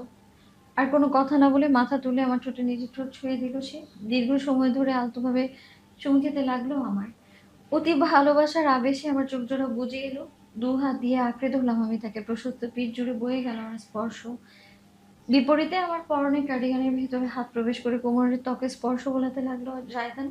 স্নেহের মাঝে ধীরে ধীরে যেন নিজেদের হারিয়ে ফেলতে লাগলাম। আমার দুই হাত জায়দানের পিঠ ছাপিয়ে উঠে এলো বুকে। ছুঁয়ে দিলাম তার ত্বক। কেমন যেন গরম লাগলো, হালকা উত্তাপ। উত্তেজনার কারণে কি? সামনে একটু সরে এসে ভারী নিঃশ্বাস ফেলতে ফেলতে তাকালাম আমি। তোমার শরীর এমন গরম কেন? জ্বর এসেছে?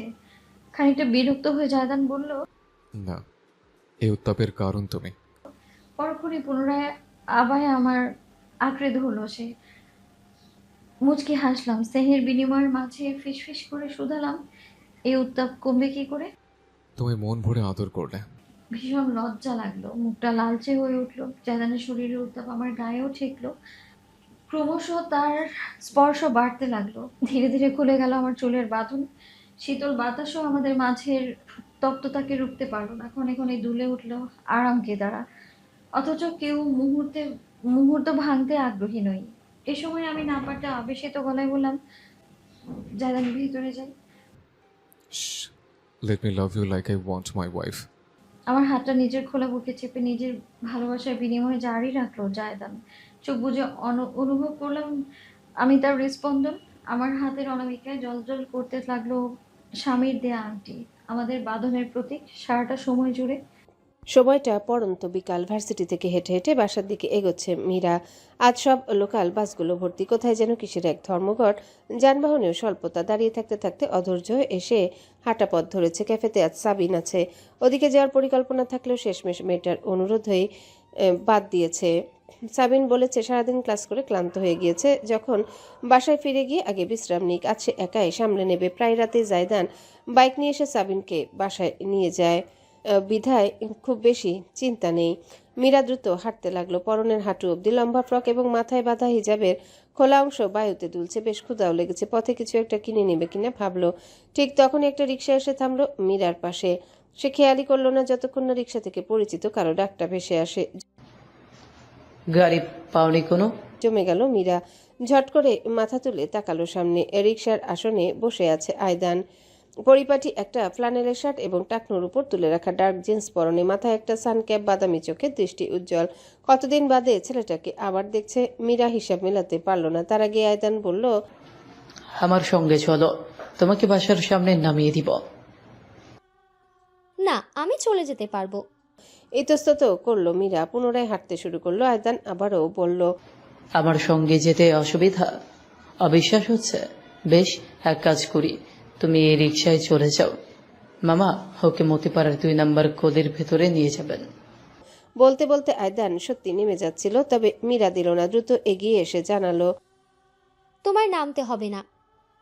আয়দানকে নামতে না দিয়ে মীরা পা উঁচু করে রিক্সায় উঠে বসলো। মোটর রিক্সা হওয়ায় সিট বেশ বড়। আয়দান দুজনের মাঝে ইঞ্চি কয়েক দূরত্ব রেখে সরে বসলো। বিষয়টা কেন যেন বেশ ভালো লাগলো মীরার। রিক্সা চলতে শুরু করতে বাতাস ঝাপটা দিয়ে গেল। নিঃশব্দে এগোতে লাগলো বাহন। উভয় বাক্যহীন। আর চোখে আয়দানকে খেয়াল করতে লাগলো মীরা। ভিন্ন দিকে চেয়ে আছে সে। একদমই সাধারণ ঘরের কোনো ছেলে মনে হচ্ছে। আগে পোশাকে ব্যবহারে যে অদ্ভুত আধুনিকতা এবং চাকচিক্য থাকতো, সেটা অনেকটাই কমে এসেছে, যার দরুন তাকে বেশ বাস্তব লাগছে। মীরা কথা বলবে না ভেবেও শেষমেশ জিজ্ঞাসা করলো, তোমার গাড়ি ফেলে রিক্সা নিয়ে কোথায় যাচ্ছ? মৃদু হাসলো আয়দান, যেন প্রশ্নটা প্রত্যাশিত ছিল। মতিপাড়ার ওদিকেই 2টো টিউশন আছে, ওদেরকে পড়াতে যাচ্ছি। গাড়ি নিয়ে টিউশন করতে গেলে ব্যাপারটা অদ্ভুত লাগবে না? তাছাড়া গাড়িটা আমার নয়, আব্বুর। তুমি টিউশন পড়াও? কবে থেকে? অবিশ্বাসের সীমা ছাড়িয়ে গেল মীরার। ড্যাব ড্যাব করে তাকিয়ে থাকলো পুরুষটির দিকে। আয়দান একগাল হেসে জবাব দিল, এই তো এই মাস থেকে। গতকাল আর বাপের হোটেলে বসে খাবো? নিজের কিছু একটা করা দরকার, তাই না? হোক সে 2টো পয়সা, নিজের উপার্জন বলতে পারবো। শিক্ষকতার চাইতে মহান পেশা তো আর হয় না। আগের আয়দান হলে এই কথাটা বলার আগে সে লজ্জায় মরে যেত। অথচ এই আয়দানের মাঝে তেমন কোনো সংকোচ নেই। মীরা আদতে বিশ্বাস করতে অপারগ। মানুষ এতটা পরিবর্তনশীল হয়? সারাটা রাস্তা আর কোনো কথা হলো না দুজনের মাঝে। রিক্সা গলির মুখে এসে থামলো। আয়দান নিজের পকেট থেকে ভাড়া মিটে মীরার সঙ্গে এগুলো। এই বান্দা যে তাকে একেবারে বাড়ির গেট অবধি পৌঁছে দিয়ে তবে ক্ষান্ত হবে বুঝতে বেগ পেতে হলো না মীরার। দুজন এক হাত দূরত্ব মাঝে রেখে পাশাপাশি হেঁটে চলল। গোধূলির আলোয় উদ্ভাসিত চারিপাশ, এক মনোমুগ্ধকর দৃশ্য। কিছুক্ষণ বাদেই মগরিবের আজান দেবে। টিউশনে গেলে নামাজ পড়বে কখন? আমি তোমার দেরি করিয়ে দিচ্ছি। তুমি ভীষণ বদলে গিয়েছো আয়দান, সত্যি বদলে গিয়েছো। মীরা কেন বলল নিজেও জানে না। তার কথায় আয়দানের ঠোঁটে সূক্ষ্ম হাসি ফুটল। আমি আর আমার 2জন স্টুডেন্ট একসাথে মাগরিবের নামাজ পড়ি ওদের বাসায়। আমি ইমামতি করি তখন। আন্টি বেশ খুশি। আমার বদৌলতে তার 2 ছেলে কয়েক ওয়াক্ত হলেও নামাজ পড়তে শিখছে। দীর্ঘ একটা প্রশ্বাস টানলো মীরা। জানে না কেন হৃদয়ে উথাল পাতাল ঢেউ উঠল তার। নিজেকে নিয়ন্ত্রণে বুকে হাত চাপলো সে। অন্য হাতে ব্যাগ চেপে বলে বসলো, তুমি ভীষণ বদলে গিয়েছো আয়দান, সত্যি বদলে গিয়েছো। হয়তো শুধু বদলায়নি তোমার প্রতি আমার অনুভূতিটুকু। থামলো উভয়ে। মীরা টানা টানা চোখ মেলে দেখলো সুউচ্চ পুরুষটিকে। আমি তার কাছে কোনোদিন তোমায় চাইনি, নিজের হেদায়েত চেয়েছি। যেন বাবার আগে 3 বার মা শব্দ আসার মর্ম বুঝতে পারি। নিষ্পলক চেয়ে রইল মীরা। আয়দানের চেহারায় গোধূলির গাঢ় কমলাপ আলো প্রতিফলিত হচ্ছে। অপরূপ এক নৈসর্গিক আহ্বান প্রকাশ পাচ্ছে যেন সুউচ্চ পুরুষটির অবয়ব ঘিরে। যদি ভুল করেও কোনোদিন তোমায় পেয়ে যাই, তবে তুমি আমার সঙ্গিনী হবে না। মীরা ভ্রু তুলে শুধালো। তবে কি আমি? মৃদু হাসলো আয়দান। তুমি আমার আল্লাহর দেখানো নূরের পথ, যে পথ আমায় ইহজগতের মায়া ভুলিয়ে পরজগতের মায়ায় ফেলেছে। বুকের ভিতর ঠিক কেমন অনুভূতি হলো মীরা জানে না। আয়দান মাথা ঘুরে স্থির তাকালো তার দিকে। বাদামি দৃষ্টিতে দেখা মিলল সুগভীর বিশুদ্ধ আবেগের। ভরাট গলায় কনিষ্ঠ আরেফিন পুত্র বলল, যেখানে সবাই ইশকের আশায় বিভোর, সেখানে আমি এক কর্মে অনড়। হয়তো তুমি শাস্তি হতে চেয়েছিলে, পরিবর্তে আমার সুখময় যন্ত্রণা হয়ে গেলে। তুমি আমার গ্রাম মেরা, যে গ্রামের চলনে আমি মৃত্যু চলতে প্রস্তুত। বাকরুদ্ধ চেয়ে অন্তর মাঝে ভীষণ ঘূর্ণিপাক অনুভব করা ছাড়া মীরা আর কিছুই করতে পারল না। জায়দানের গতকাল সত্যিই জ্বর হয়েছিল। আমার হাজার বারণ সত্ত্বেও জরুরি কাজ আছে বলে সে ঠিক ইউনিভার্সিটিতে চলে গিয়েছে। জ্বরটা অতিরিক্ত নয়, তাই খানিকটা দুশ্চিন্তা মুক্ত থাকলেও বিষয়টাকে আমি একদমই ছেড়ে দিচ্ছি না। ক্যাফে থেকে বাসায় ফিরি, তাই ঝটপট চিকেন স্যুপ এবং ব্রেড বেক করে রাখলাম। দুপুরে কিছু খাবার আছে, সেগুলো গরম করে নেওয়া যাবে। কিছুক্ষণ আগেই জায়দানকে টেক্সট করেছি আমি, আর ঘন্টাখানেকের মধ্যে বাসায় পৌঁছে যাবে সে। হেঁটে পেন্ট্রি রুমে এলাম। মেডিসিনের ক্যাবিনেট থেকে বেছে বেছে জ্বরের ওষুধ খুঁজতে লাগলাম আমি। নাগাল না পাওয়া শেষমেশ চুল এনে সেটার উপর দাঁড়িয়ে সব হাতাহাতি করতে লাগলাম। অসংখ্য বক্স, অসংখ্য জিনিস, এত ওষুধ বাসায় রাখার মানেটা কি? ভাবতে ভাবতে যখন আমি সবকিছু ঘাটছি, তখন এই বেখেয়ালে হাত লেগে হুড়মুড় করে ওষুধের কৌটোগুলো সব গড়িয়ে পড়লো মেঝেতে। লাফিয়ে নামলাম। ইস, কাজ হয়েছে। ঝুঁকে ওষুধের কৌটোগুলো তুলতে গিয়ে জিনিসটা নজরে এলো, একটা মোটা খামের মতো। ওষুধের মাঝে খাম কি করছে বুঝতে না পেরে হাতে নিলাম। খামটা খোলাই, বিশেষ ব্যবস্থায় আটকানো নেই কোনো। ভ্রু কুচকে সেটা ঝাঁকাতেই ভেতর থেকে বেশ কয়েক পাতা ভাঁজ করা কাগজ আমার হাতের তালুতে এসে পড়লো। বিষয়ের চরমে উঠলো আমার। চিঠি নাকি? এই যুগে ঘরের ভেতর মেডিসিনের সঙ্গে চিঠি? অবাক ভাবটা চেপে ভাঁজ খুলতে লাগলাম। শুরুতেই আমার চোখ পড়লো একেবারে শেষের দিকের একটা লাইনে, যা আমার নিঃশ্বাস প্রশ্বাস বন্ধ হওয়ার জন্য যথেষ্ট। শুধু একটা স্বার্থপর অনুরোধ থাকবে, তোমার কবরের স্থানটা যেন আমার কবরের পাশেই হয়। বুকটা থেমে গেল। সমস্ত পৃথিবীটা বুঝি চক্কর দিয়ে উঠলো চোখের সামনেই। গোটা গোটা হাতের অক্ষর, অভূতপূর্ব লেখন শৈলী, অতি যত্নে লিখিত প্রতিটা বর্ণ আমার খুব চেনা, খুব। এটা জায়দানের চিঠি এবং খামের পেছনে জলজল অক্ষরে লিখিত, প্রাপক, To my beloved wife, when you finally find it, my dear wife. আমি জানি না এই চিঠি তোমার হাতে আমার মৃত্যুর আগে পৌঁছাবে নাকি পরে, সেটা আমি ভাগ্যের হাতে ছেড়ে দিয়েছি। আমি এমন একটা মানুষ যার বুকে হাজারো কথা সাজানো থাকলেও কণ্ঠ বেয়ে বেরোতে পারে খুব কম শব্দটা। আমি তোমাকে যা বলতে চাই তা কোনোদিন তোমার সামনে দাঁড়িয়ে বীর পুরুষের মতন ছিঁড় দ্বারা টান টান করে চোখে চোখ রেখে বলা সম্ভব না। তাই আমি কাপুরুষের পথ বেছে নিয়েছি। এই চিঠি আমি যখন লিখছি, তখন তুমি আমার কোলে মাথা রেখে পরম শান্তিতে ঘুমিয়ে আছো। এই তো মাত্র 2 দিন হলো আমাদের ছোট্ট সংসারটার বয়স, অথচ আমার মনে হয় যেন কত কাল ধরে আমি তোমার মাঝেই আমার নীর খুঁজে নিয়েছি। আমার উরুতে মাথা রেখে তুমি ঘুমাচ্ছ, তোমার চুলে আমার বাম হাতের আঙুল খেলে যাচ্ছে। কি মসৃণ! তোমার শরীরে লেপটে থাকা আপন আপন গন্ধটা আমার নাকে এসে ঠেকছে। ইচ্ছে হচ্ছে তোমার বুকে মুখ ডুবিয়ে চোখ বুজে শান্তি অনুভব করব কিছুক্ষণ পরে। আগে চিঠিটা শেষ করে নেই, যে কথাগুলো তোমাকে কখনো বলা হয়নি সেগুলো দিয়ে শুরু করে। তোমায় আমি প্রথম দেখেছিলাম শহীদ মিনারে, 21শে ফেব্রুয়ারি ছিল সেদিন। হাজারো মানুষ শ্রদ্ধা নিবেদন করতে এসেছিল ভাষা শহীদের। আমি সবই বাংলাদেশে ফিরেছি। মেসির আবদার করল শহীদ মিনারে ফুল দেবে। গেলাম আমি। এত ভিড় যে দূরে দাঁড়িয়েছিলাম। মেঝে জুড়ে আলপনা দেওয়া হয়েছিল, খুঁটিয়ে খুঁটিয়ে দেখছিলাম। তখনই আমার সামনে দিয়ে হেঁটে গেল এক রমণী এবং তার বন্ধুর দল। রমণীর পরনে ছিল একটা হাঁটু অবধি লম্বা কালো কুর্তি আর কালো জিন্স, আধুনিক এবং বাঙালিয়ানদের মিশেলে বেশভূষা। তবে আমি আকৃষ্ট করেছিল তার ঘন কালো লম্বা চুলের গোছা। নাকের ডগা জলজল করছিল ছোট্ট একটি নথ। হাতে এক গোছা সাদা গোলাপ। তেমন আহামরি কিছুই ছিল না, তবে কেন তাকিয়েছিলাম নিজেও জানি না। বিশেষ করো, আমি কোনোদিন কোনো মেয়ের দিকে এমন করে তাকাইনি। সংকোচ বোধ করে অবশ্য দ্রুতই চোখ ফিরে নিয়েছিলাম। সেই রমণীকে একই স্থানে দ্বিতীয়বার দেখেছিলাম ফিরে আসার সময়। ফুল দেওয়ার পর যখন বেরিয়ে মিসির আর আমি গাড়ির দিকে হাঁটছিলাম, তখন মাঝ রাস্তায় হট্টগোল।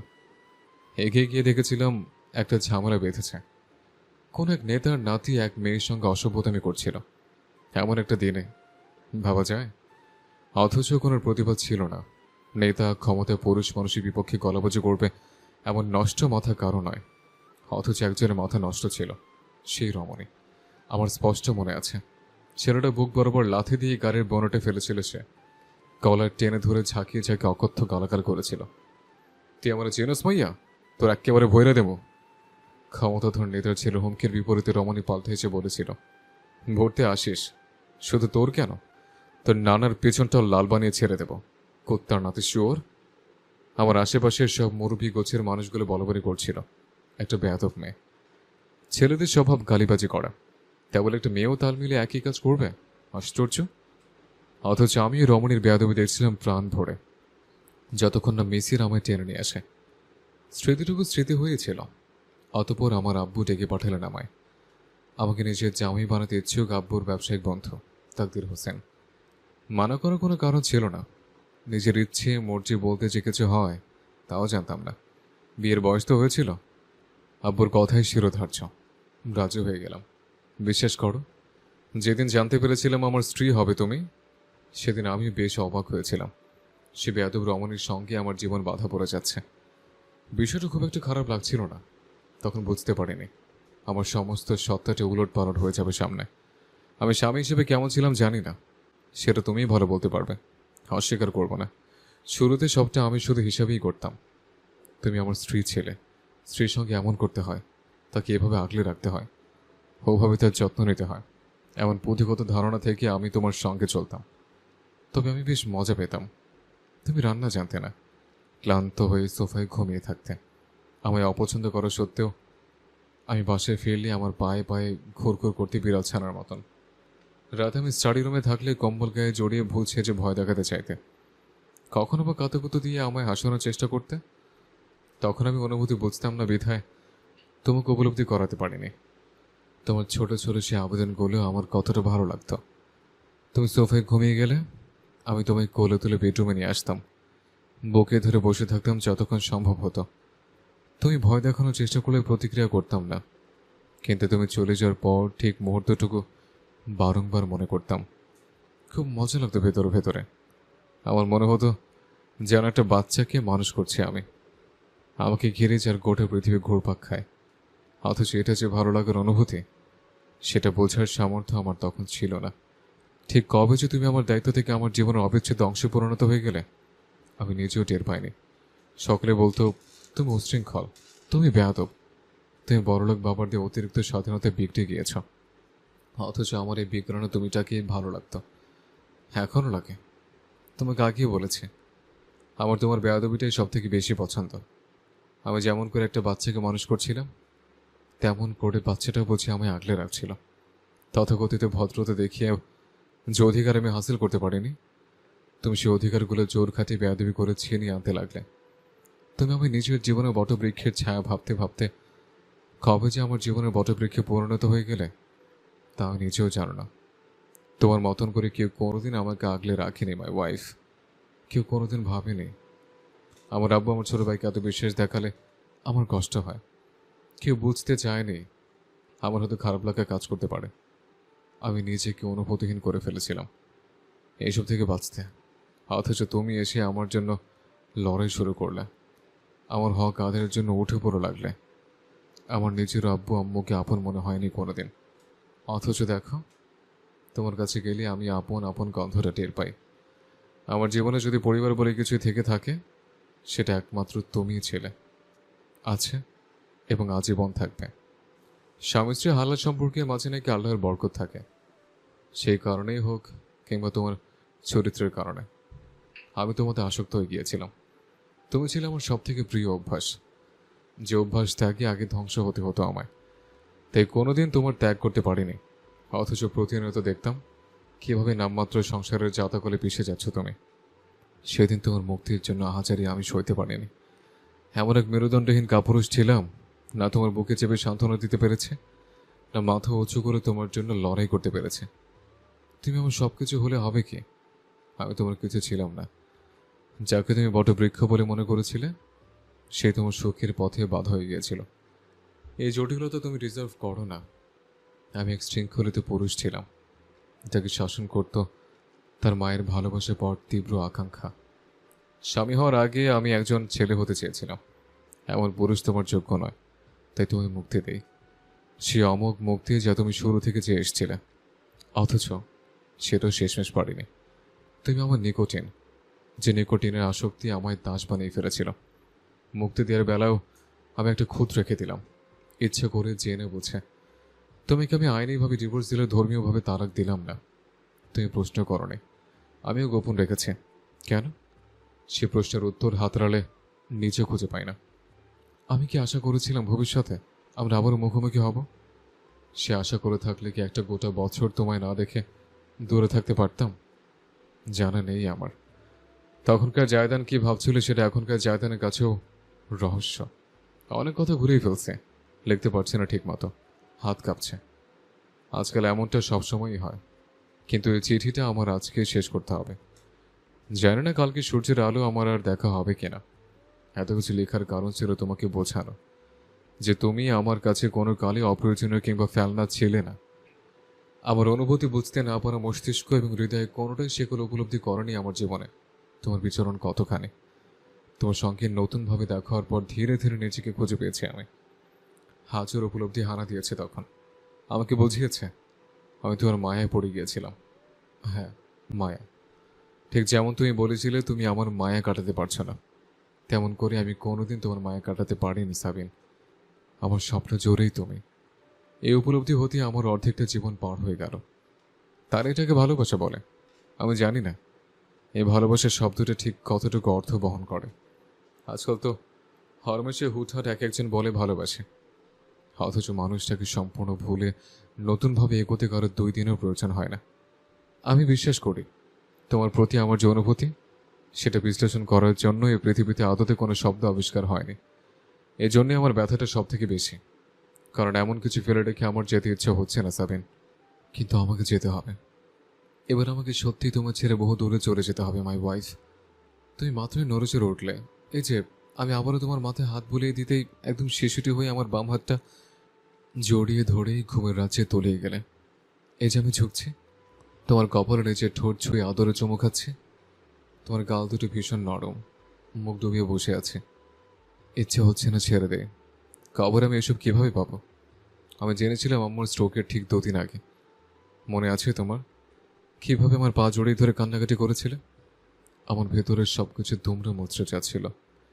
নিজেকে জগতের সব থেকে নিষ্ঠুর প্রাণী মনে হচ্ছিল। ভীষণ হৃদয়হীন হয়ে আমি তোমার অন্তিমবারের মতন দূরে ঠেলে দিয়েছিলাম। তোমার জীবনে পুনরায় ফিরে আসতে অস্বীকৃতি জানিয়েছিলাম, কারণ তুমি এই জায়দানকে ডিজার্ভ করো না।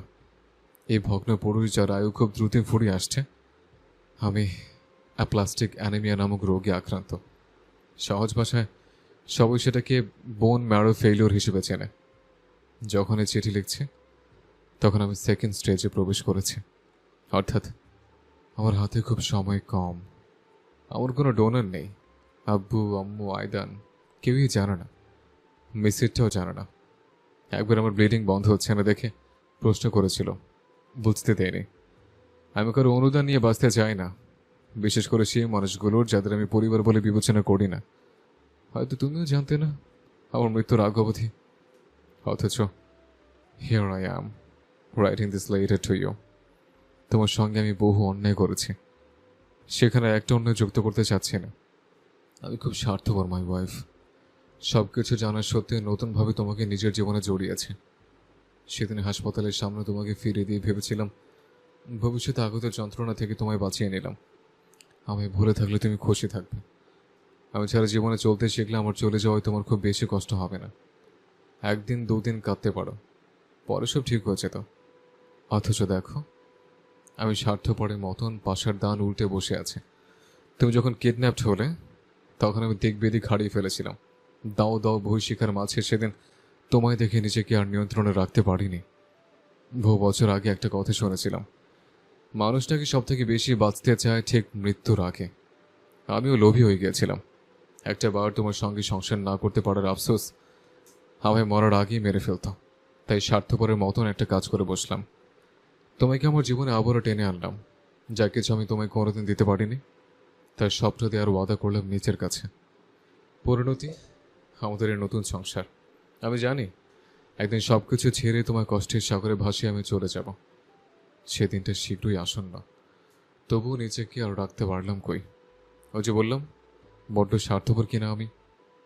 এখন যা লিখছি তা খুব মনোযোগ দিয়ে পড়বে সাবিন। বসুন্ধরা সিটির অ্যাপার্টমেন্টটা তোমার, আমি তোমার নামে কিনেছি। আমার যাবতীয় সকল সম্পদ আমি তোমার নামে করে যাব। দলিল কাগজপত্র তুমি ক্লজেটের নিচে যে সিন্ধুক আছে সেটাকে তুমি আমার কনফিডেন্সিয়াল পেপার রাখার জায়গা ভাবো, সেখানেই আছে। চাবি আমার ওয়ালেটে পেয়ে যাবে। যাওয়ার আগে আমি সর্বোচ্চ চেষ্টা করব যেন ড্যাডের সকল সম্পদ তুমি ফিরে পাও। তুমি সেসবের দাবিদার, তবে তা না হলেও তোমার ভবিষ্যতে সমস্যা হবে না। আমি যথেষ্ট রেখে যাচ্ছি। একটা অনুরোধ করি, আমাদের যে তালাক হয়নি এই তথ্যটা গোপন রেখো। সমাজ ভাবে আমরা ডিভোর্সড, তাই ভাবতে দাও। আমি চলে যাওয়ার পরে যদি কখনো মনে হয় জীবনে কাউকে দরকার, তাহলে নির্দ্বিধায় নতুন জীবন সাজিয়ে নিও, কেমন? জীবনটা অনেক দীর্ঘ, একাকী পথ চলা বড্ড কঠিন। আমি চাই না তুমি সেই পথে যাও, নতুন কাউকে নিয়ে ঘর বেঁধো।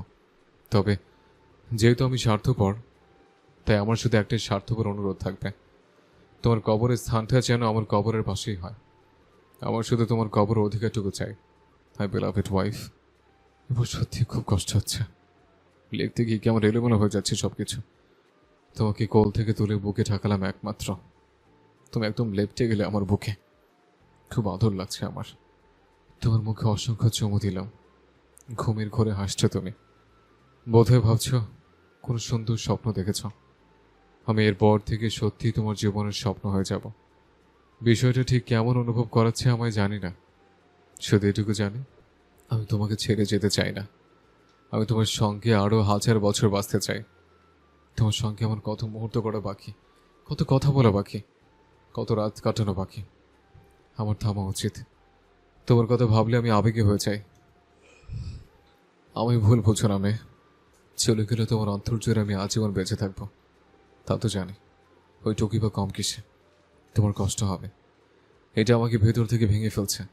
এখনো ভাবছি চিঠিটা না দিয়ে ছিঁড়ে ফেলবো কিনা। তুমি সইতে পারবে? যদি না পারো, আমার স্বার্থপরতা দেখে আমায় গালাগাল করবে, আঘাত করবে, নিজেকে কষ্ট দেবে? কিচ্ছু চাই না আমি, তেমন কিচ্ছু চাই না। মাই ওয়াইফ, তোমার কাছে আমি শুধু সুখ চাই, হোক সেটা ক্ষণস্থায়ী। আমার হাতের অবশিষ্ট দিনগুলো আমি শুধু তোমার সঙ্গে বাঁচতে চাই। আমি অসংখ্য স্মৃতি উপহার দিও, কেমন? তোমার হাসি, তোমার আলিঙ্গন, তোমার অস্তিত্ব, তোমার রান্না, তোমার মজা, তোমার খেলা, তোমার ক্যাফে, তোমার ব্যবসা, তোমার আদর, তোমার মায়া, তোমার সব কিছু স্মৃতি চাই আমি। অন্তিম কিছু স্মৃতির কাঙাল আমি। চলো না আমরা একটুখানি সুন্দর করে বাঁচি আর কয়েকটা দিন। যখন তুমি সব জানতে পারবে তখন আমি কিছু জিজ্ঞেস করো না, কেমন? শুধু কাছে এসে শক্তভাবে জড়িয়ে ধরো প্লিজ। তোমার আর্তনাদ আমি সইতে পারবো না। নিঃশব্দে মুখ গুজে থেকেও আমার বুকের মাঝে। আমি তোমার সামনে নেব সবসময়ের মতন। শরীর কাঁপছে, ইদানিং মাঝে মাঝে কাঁপে। এবার তুমি বিদায় নেই, আমার বুকে আরেকটু শক্তভাবে জড়িয়ে ধরেছি তোমায়। তুমি নিশ্চিন্তে ঘুমাচ্ছ, চেয়ে আছে আমি দীর্ঘক্ষণ। চোখ দুটো ঝাপসা লাগছে কেন বুঝতে পারছি না। চশমা তো চোখেই আছে। বিদায় আমার পৃথিবী, বিদায় আমার ভুলভাল ভালোবাসা। কারো কাছে এতদিন যেমন মাথা নিচু করোনি, এবারও করো না। অসংখ্য ভুলকে ভালোবাসি আমি, তোমার প্রত্যেকটা দোষকে ভালোবাসি আমি। My imperfect love, you the best thing happen to me in this life. দ্বিতীয় জন্ম বলে কিছু নেই, তেমনটা আমি বিশ্বাস করি না। তবে আল্লাহর কাছে একটা আবদার থাকবে, আখিরাতে যেন তোমাকে পাই। এক অনন্ত জীবনের আশায় নয় বরণ করলাম মৃত্যুকে। ক্ষতি কি তাতে? পৃথিবীর ভাষায় শেষে বলে যায়, I love you my soulmate for eternity and more to come. My family, my destiny, my life, you are the one who made me realise what it feels to be alive. তোমার সঙ্গে অনেক বছর বাঁচা হলো না ঠিকই, কিন্তু তোমার জন্য আমার বাঁচতে শেখা হলো। আমি মানুষ হয়ে হয়তো থাকবো না, থাকবো তোমার রাতের আকাশের তারা হয়ে, থাকবো তোমার চুলের ঘ্রাণে মেশে, থাকবো তোমার বুকের ভেতরের হৃদযন্ত্রণার স্পন্দনে, থাকবো তোমার চলার পথের ধুলোয় ছড়িয়ে, থাকবো তোমার পরন্ত বিকেলে ঠান্ডা বাতাস হয়ে, থাকবো তোমার দীর্ঘ রাত্রির নীরবতা হয়ে। আমি থাকবো বউ, আমি কোথাও যাচ্ছি না। থাকবো তোমার সমস্ত অস্তিত্বে মিশে, প্রতিটি কদমে কদমে, প্রতি নিঃশ্বাসে প্রশ্বাসে। এতে তোমার হার্ট অ্যাটাক ওরফে আরএফএন টাওয়ার। চলো না আমরা আবার বিয়ে করি। করব, but let us be settle first. এতদিন অপেক্ষা করেছ, আর একটুখানি পারবে না? এতগুলো কিসের ওষুধ? প্রেশারের ঔষধ। আমাদের সন্তানের কথা বলে তুমি বারবার এড়িয়ে কেন যাও জায়দান? আমি কখনো বাবা হতে চাই না। কথা দাও আর কখনো ছেড়ে যাবে না। কথা দিলাম, তোমার হৃদ ফলকে থাকবে আমার নাম। দোয়া করে আমার কবরের পাশে হোক তোমার স্থান। আজ আর কোনো সন্দেহ বাকি নেই। কি, কেন, কিভাবে, কোনো প্রশ্নের উত্তর লুকিয়ে নেই। সবটাই দিনের আলোর মতো পরিষ্কার। সকলের অগোচরে বিদায়ের প্রস্তুতি নিয়ে এসেছে একটা পুরুষ। সেই পুরুষটি এতটাই একা যে তার সব থেকে কাছের মানুষটা কোনোদিন আজ পায়নি, হয়তো পেতও না, যদি না সে নিজে স্বীকার করার দায়টুকু করত। মানুষ নানাভাবে একা হয়, কেউ সব হারিয়ে, কেউ কিছু না পেয়ে, কিন্তু সব কিছু থেকেও একা হওয়ার যে বিষয়টা, সেটাকে বাংলা ভাষার কোনো শব্দ দিয়ে সংজ্ঞায়িত করা যায় কি? ভার্সিটির গেট পেরিয়ে সড়কে বেরোতে না বেরোতে ঝেপে বৃষ্টি নামলো। এখন ঠিক কোন ঋতু চলছে জায়দানের খেয়াল হলো না। কয়েক সেকেন্ডের মাথায় ভিজে গিয়েছে সে। দ্রুত বাইকটা একটা যাত্রী ছাউনির সামনে পার্ক করে ভেতরে গিয়ে দাঁড়ালো সে। পকেট থেকে রুমাল বের করে মাথার চুলগুলো ঝেড়ে মুছে নিল। ভাগ্যিস আজ স্টুডেন্টদের প্রজেক্টগুলোর সাথে নিয়ে বের হয়নি। বৃষ্টির কারণে রাস্তাটা খানিকটা ফাঁকা হয়ে এসেছে। মানুষজন কম, গুটিকতক যারা আছে তারা এখানে সেখানে আশ্রয় নিয়েছে। ঘড়ি দেখলো জায়দান, রাত 12:30। বেশ দেরি হয়ে গিয়েছে। বাড়িতে সাবিন চিন্তা করছে একটা ফোন করবে কি, ভাবতে ভাবতে ছাউনির চেয়ারে বসলো সে। ফোনের জন্যে পকেটে হাত ভরতে ভেতর থেকে একটা স্নিকার বার বেরিয়ে এলো। বৃষ্টিজাত দ্রব্য জায়দানের একদমই পছন্দ নয়, কিন্তু আজ ক্লাসে সিয়ান নিরুপমার জন্মদিন থাকায় রীতিমতো জোর করে দেওয়া হয়েছে তাকে। না করতে পারেনি ভদ্রতার কারণে। স্নিকার বারটা দেখে হঠাৎ মনে হলো ভীষণ ক্ষুধা লেগেছে তার। দুপুরে কাজের চাপে কিছু খাওয়া হয়নি। নিজের হাতে থাকা দায়িত্বগুলো মিটিয়ে ফেলে কর্তৃপক্ষের সঙ্গে রিজাইন নিয়ে কথা বলবে জায়দান, এমন সিদ্ধান্ত তার বহু আগের। স্নিকার বারের প্যাকেট খুলে খানিকটা বিতৃষ্ণা নিয়ে কামড় বসালো জায়দান। তবে চকলেটের স্বাদটা মুখের ভেতর খারাপ লাগলো না, হয়তো ক্ষুধায় খাচ্ছে বলে, কিন্তু এটা আসলেই অসাধারণ।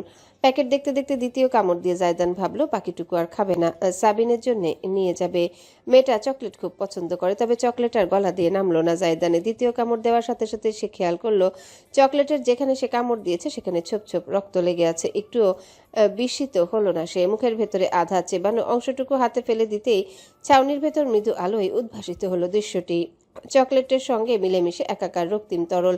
মুখের ভিতর নোনতা স্বাদ টের পেল জায়দান। ক্ষুধা, রুচি সবকিছুই হৈ হৈ করে বিদায় নিল মুহূর্তে। একদম নির্লিপ্ত ভাবে উঠে দাঁড়িয়ে সে হেঁটে গেল ছাউনির ভিতর এক কোনায় রাখা ডাস্টবিনের দিকে। ফেলে দিল চকলেট। ছাউনির বাইরে হাত বাড়িয়ে বৃষ্টিতে রুমালটা ভিজিয়ে নিজের ঠোঁট এবং মুখের ভেতরটা খানিকটা মুছে নেওয়ার চেষ্টা করলো। অফ হোয়াইট রুমাল লালচে বর্ণে রেঙে উঠল। সেটা দুমড়ে মুচড়ে নিজের পকেটে ভরে ফেলে একটা দীর্ঘশ্বাস টানল সে। পরক্ষণে বাইরের দিকে হাঁটা দিল। বৃষ্টির পরোয়া করলো না আর শরীরে হালকা জ্বর ভাবটা সম্পূর্ণ উপেক্ষা করে বাইকে চেপে বসলো। ঠিক তখনই অদূরে দৃশ্যটি নজরে এলো তার। ঝমঝম বৃষ্টির মাঝে অদূরে দাঁড়িয়ে সাবিন, ভিজে একাকার, তবুও কোনো হেলদোল নেই। সোজা হয়ে দাঁড়িয়ে এক নাগারে চেয়ে আছে সামনে অদ্ভুত এক প্রাণহীন দৃষ্টিতে। জায়দান মুখ তুলে প্রশস্ত নয়নে দেখল অর্ধাঙ্গিনীকে। মেঘ আজ আকাশে নয় বরং ঘন কালো হয়ে ঘনিয়েছে তার স্ত্রীর মুখ জুড়ে। তাতে যে যাতনা এবং অভিমানের অভিব্যক্তি ছাপা, তাই জায়দানকে সব বুঝিয়ে দিতে যথেষ্ট।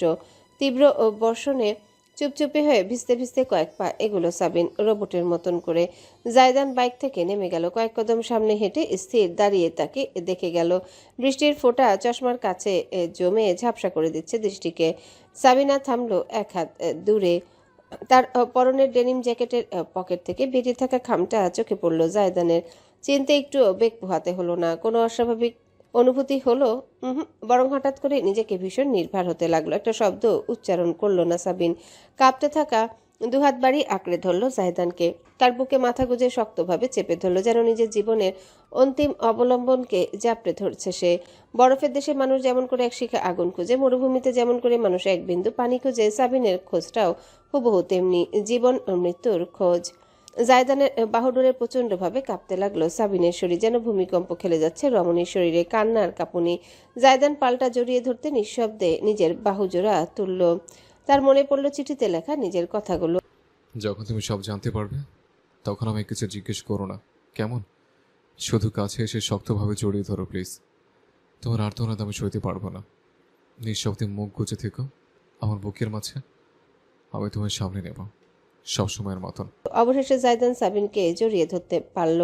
অন্তরে ধ্বনিত হলো এমন একটা কথা যেটা সে মুখে উচ্চারণ করতে পারবে না। সাবিনা তার কথা রেখেছে, কিন্তু জায়দান নিজের কথা রাখতে পারেনি।